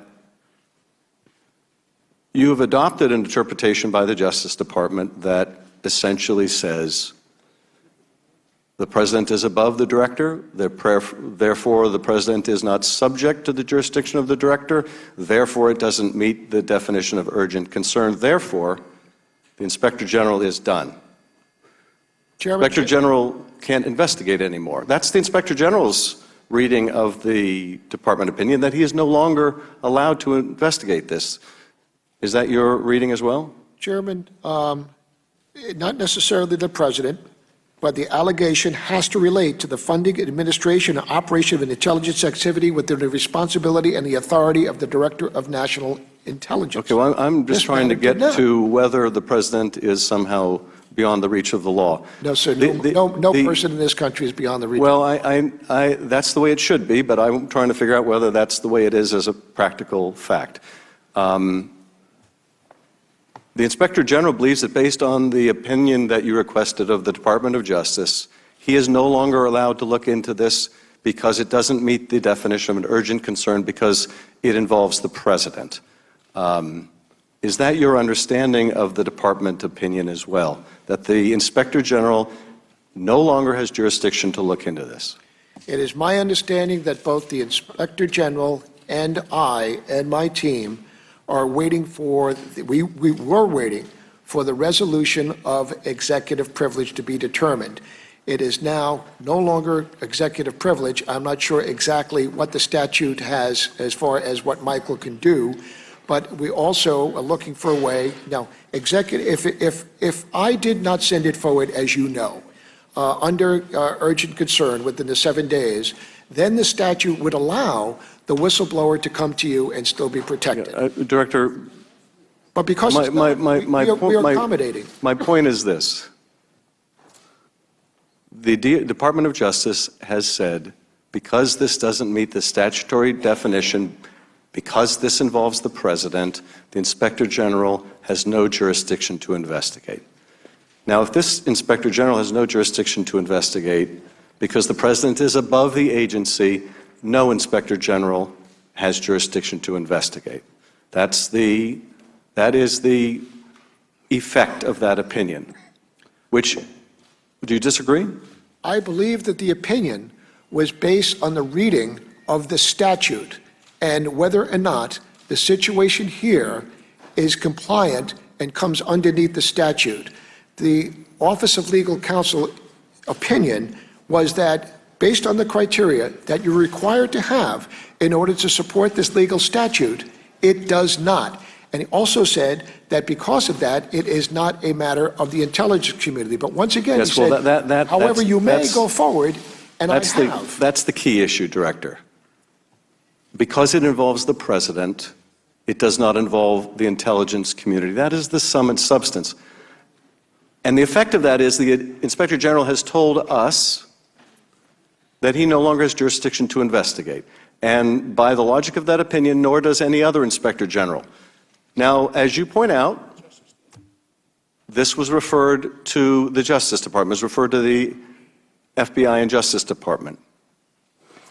That department under Bill Barr, and with breathtaking speed, decided there's nothing to see here. It decided that we don't believe that this constitutes a violation of the campaign finance laws, and therefore we're not authorizing an investigation. The FBI is not authorized to investigate any of this. Any of this. So the IGs can't do it. According to the Department of Justice, the FBI can't do it because it doesn't meet their threshold that makes it worthy of investigation. So at this point, only this committee and this Congress is in a position to investigate. And I want to ask you, going to the whistleblower complaint, whether you believe these allegations are worthy of investigation. Whistleblower says, I have received information from multiple U.S. government officials that the President of the United States is using the power of his office to solicit interference from a foreign country in the 2020 U.S. election. You would agree that should be investigated, would you not? Chairman, the horse has left the barn. You have all of the information. You have the whistleblower complaint. You have the letter from the ICIG. You have the Office of Legal Counsel opinion. Yes, but and you have yes, we do. But would you agree that if there's a serious and credible investigation, that you agree there should be an investigation? I believe that it is a matter to be determined by the chair and this committee. Well, I'm asking you as a career military officer, someone who I greatly respect and I admire your service to the country. Do you believe if there is a credible allegation by a whistleblower, corroborated by apparently multiple U.S. government officials, that the President of the United States is using the power of his office to solicit interference from a foreign country in the 2020 election, do you believe that should be investigated? I don't believe it is corroborated by other folks. The whistleblower says that he spoke or she spoke to about a dozen other people. This is secondhand information. I'm not criticizing the whistleblower. Yes, but the Inspector General took those 2 weeks, as you well told us, to corroborate that information. Now, we don't know which, if any, of these officials the Inspector General spoke to, and found it credible. And you've told us that you have no reason to believe otherwise. Am I right? I had no reason to doubt a career Inspector General lawyer in his determination on whether or not it was credible. That is something for Michael to determine. And let me ask you this. The whistleblower also says over the past 4 months, more than half a dozen U.S. officials informed me of various facts related to this effort to seek foreign interference. You would agree that we should speak to those half a dozen U.S. officials, would you not? I think that you have all the material that the committee needs, and I think it's up to the committee how they think they need to proceed. Well, I'm asking your opinion. As the head of our intelligence agencies, do you think that we should talk to those other people and find out whether the whistleblower is right? My responsibility is to get you the whistleblower letter, the complaint, and the other information released. I have done my responsibility. That is on the shoulders of the legislative branch and this committee. Well, let me ask you this, Director. The whistleblower also says, I am also concerned that these actions pose risks to U.S. national security and undermine the U.S. government's efforts to deter and counter foreign interference in U.S. elections. You would agree, if there's a credible allegation along those lines, that we should investigate it? I agree that if there was election interference, the complaint was not about election interference. It was about a classified, confidential, diplomatic conversation involving election interference by the president, sought by the president. That doesn't take it out of the realm of seeking foreign assistance. It makes it all the more pernicious. Wouldn't you agree?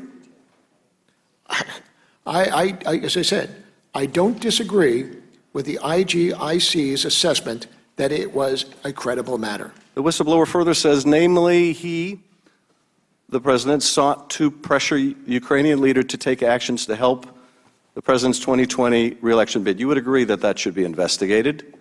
Not necessarily, sir. I mean, as far as it was investigated by the Federal Bureau of Investigation. No, it wasn't. Yes, it went to the... No, the Department of Justice concluded that this wouldn't violate the election laws. Now, no one can understand how they could reach that conclusion after the 2 years we've been through, but nonetheless, they didn't authorize the FBI to investigate it. You would agree someone should investigate this, wouldn't you?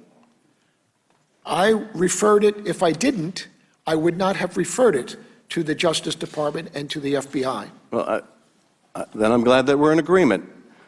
The whistleblower says they told me that there was already a discussion ongoing with White House lawyers about how to treat the call because of the likelihood in the officials' retelling they had witnessed the president abuse his office for personal gain.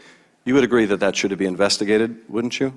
All I know is that that's the allegation. Right, Sure. and it's credible and therefore should be investigated, right? Well, again, it is hearsay, secondhand information. It should come to this committee for further investigation. Thank you. And I mean, you have it. You have the documents. I just wanted to confirm that we're in agreement that you think the committee should investigate it.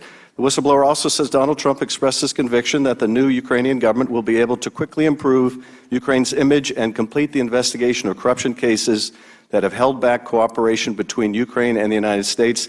This is the whistleblower citing the Ukrainian readout.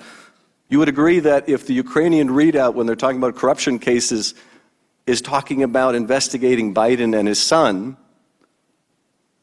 and that has held back, the failure to do that has held back cooperation between our two countries, that should be investigated, right? That's of a national security dimension? I don't agree with any of that. I did not agree that it should be investigated. What I said was that I complied with my requirement to send you the documents. Well, the documents have come to this committee, and that it is up to the chair, the ranking member, and this committee members to decide what to do with that information. I'm in no position to tell the chair or the committee to do an investigation or not do an investigation. I find it remarkable that the Director of National Intelligence doesn't think credible allegations of someone seeking foreign assistance in a U.S. election should be investigated. Let me ask you this. The whistleblower further says, in the days following the phone call, I learned from multiple U.S. officials that senior White House officials had intervened to lock down all the records of the phone call. Do you have any reason to believe that the whistleblower's allegation there is incorrect? I have no idea whether it is correct or incorrect, sir. Someone should find out, though, right? Excuse me? Someone should find out if it's correct, shouldn't they? I don't know if that is an incorrect allegation. I mean, I just do not know. Again, that is the work, that is the business of the executive branch of the White House and the office of the White House. Well, corruption is not the business, or it shouldn't be, of the White House or anyone in it. What the White House decides to do with their privileged communications and information, I believe, is the business of the White House. Do you believe that's true even if that communication involves crime or fraud? I'm sure you're aware that there's an exception to any claim of privilege. The privilege can't be used to conceal crime or fraud. As I said before, any crime or fraud or instances of wrongdoing should be referred to the Justice Department for investigation, as I did. The whistleblower further alleges that White House officials told the whistleblower they were directed by White House lawyers to remove the electronic transcript, that is, of the call, from the computer system in which such transcripts are typically stored,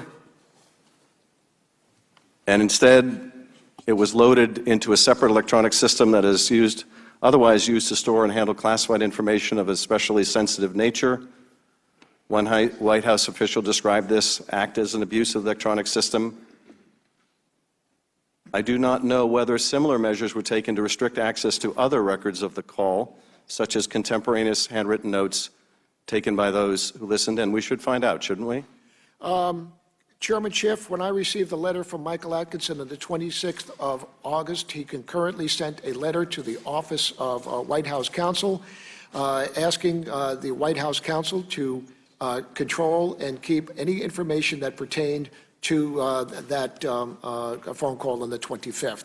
It was a lengthy letter. Michael would be able to address it better, but I do believe that the ICIG, I know that the ICIG has sent a letter to the White House Counsel requesting that they keep all of that information. But you would agree that if there's a credible allegation from this credible whistleblower, that White House officials were moving these records into a system that was not designed for that purpose in an effort to cover up, essentially, potential misconduct, that ought to be looked into. You would agree with that, wouldn't you? To the best of my knowledge, when this allegation came forward, this whistleblower complaint, on the 12th of August, I have no idea what the timeline was as far as whether or not the White House, the National Security Council, or anybody involved in that conversation, what they did with the transcripts, where they put them. I just have absolutely no knowledge, nor the timeline of that, Chairman. It is not something that would be under my authority or responsibility. The whistleblower makes a series of allegations involving Mr. Giuliani, cites a report in the New York Times about his planned trip to Ukraine to press the Ukrainian government to pursue investigations that would help the president in his 2020 re-election bid. You would agree that if the president was instructing his personal lawyer to seek, again, foreign help in a U.S. presidential election, that would be improper? I believe Mueller described such efforts to seek foreign assistance as unethical, unpatriotic, and very possibly criminal. Would you agree with Director Mueller that to seek foreign assistance that way would be unethical, unpatriotic, and very possibly a violation of law? I believe that Mr. Giuliani is the president's personal lawyer. And whatever conversation that the president has with his personal lawyer, I would imagine would be by client attorney privilege. I am in no position to criticize the president of the United States on how he wants to conduct that, and I have no knowing of what Mr. Giuliani does or does not do. Let me ask you about the last couple allegations of the whistleblower. I learned from U.S. officials that on or around 14 May, the President instructed Vice President Pence to cancel his planned travel to Ukraine to attend President Zelensky's inauguration on 20 May. Secretary of Energy Rick Perry led the delegation instead. According to these officials, it was also made clear to them that the President did not want to meet with Mr. Zelensky until he saw how Zelensky, quote, chose to act, unquote, in office. I do not know how this guidance was communicated or by whom. I also do not know whether this action was connected with the broader understanding described in the unclassified letter that a meeting or phone call with the President and President Zelensky would depend on whether Zelensky showed the willingness to play ball. Do you know whether Mr. Pence, Vice President Pence's trip, was pulled because of an effort to find out first whether Ukraine was willing to play ball? Chairman Schiff, no, I do not. I have no knowledge of any of that until this information came to me from the ICIG. I have absolutely no situation awareness or no knowledge of any of those facts. Would you agree that if the Vice President's trip was canceled in order to put further pressure on Ukraine to manufacture dirt on Mr. Biden, that would be unethical, unpatriotic, and potentially a crime? I do not know why the Vice President of the United States did not do that.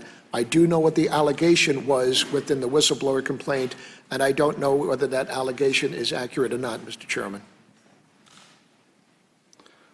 Finally, the whistleblower says, on July 18, an Office of Management and Budget official informed departments and agencies that the President earlier that month had issued instructions to suspend all U.S. security assistance to Ukraine. Neither OMB nor the NSC staff knew why this instruction had been issued. Senator McConnell said the other day that he spoke with the Secretary of Defense and Secretary of State, and he didn't know why the instruction had been given. Doesn't that strike you as suspicious, Director, that no one on the national security staff, no one in the senior leadership, apparently, of the party here in Congress that had approved the aid, understood why the President was suspending aid? Doesn't that strike you as just a little suspicious? Chairman Schiff, I'm just unaware, be honest with you, how those decisions are made. And then once again, I just have no situation awareness of what happened with the holding of the funding from OMB. As a military man, if this military aid was withheld from an ally that is fighting off Putin's Russia, and it was done so to be used as leverage to get dirt in a U.S. political campaign, don't you think that should be investigated? I have no reason to believe. I do not understand. I have no situation awareness if that was withheld or why it was withheld, Mr. Chairman. Well, I can tell you we are going to find out. Director, I want to thank you for your attendance today. I want to thank you again for your service. As my colleague underscored, Mr. Welch, and I completely share his sentiment. No one has any question about your devotion to the country. No one has any question about your acting in good faith. I want to make that very clear. I think you're a good and honorable man. Like my colleagues, I don't agree with the decisions you made. I agree with the Inspector General's view of the law. And I'm deeply concerned about the message this has sent to other whistleblowers about whether this system really works. If the subject of a complaint can stop that complaint from getting to Congress, then the most serious complaints may never get here. And I want to thank the whistleblower for their courage. They didn't have to step forward. Indeed, we know from the whistleblower complaint there are several others that have knowledge of many of the same events. And I would just say to those several others that have knowledge of those events, I hope that they too would show the same kind of courage and patriotism that this whistleblower has shown. We are dependent on people of good faith to step forward when they see evidence of wrongdoing. The system won't work otherwise, and I have to say to our friends in Ukraine who may be watching, just how distressing it is that as their country fights to liberate itself from Russian oppression, as it fights to root out corruption in their own country, that what they would be treated to by the President of the United States would be the highest form of corruption in this country. That the President of the United States would be, instead of a champion of democracy and human rights and the rule of law, would instead be reinforcing a message with the new Ukrainian president who was elected to root out corruption, that instead the message to that president would be, you can use your Justice Department, just call Bill Barr, you can use our Justice Department to manufacture dirt on an opponent. That's what democracy is. You can use foreign assistance, military assistance, vital assistance as a lever to get another country to do something unethical. The idea that a fellow democracy, a struggling democracy, would hear those messages from the President of the United States. I just want to say to the people of Ukraine, we support you in your fight with Russia. We support you in your struggle for democracy. We support you in your efforts to root out corruption. And what you are witnessing and what you are seeing in the actions of this president is not democracy. It is the very negation of democracy. This is democracy. What you saw in this committee is democracy, as ugly as it can be, as personal as it can be, as infuriating as it can be. This is democracy. This is democracy. I thank you, Director. We are adjourned. Thank you very much, Mr. Chairman. Welcome to our special coverage. I'm John King in Washington. You have been watching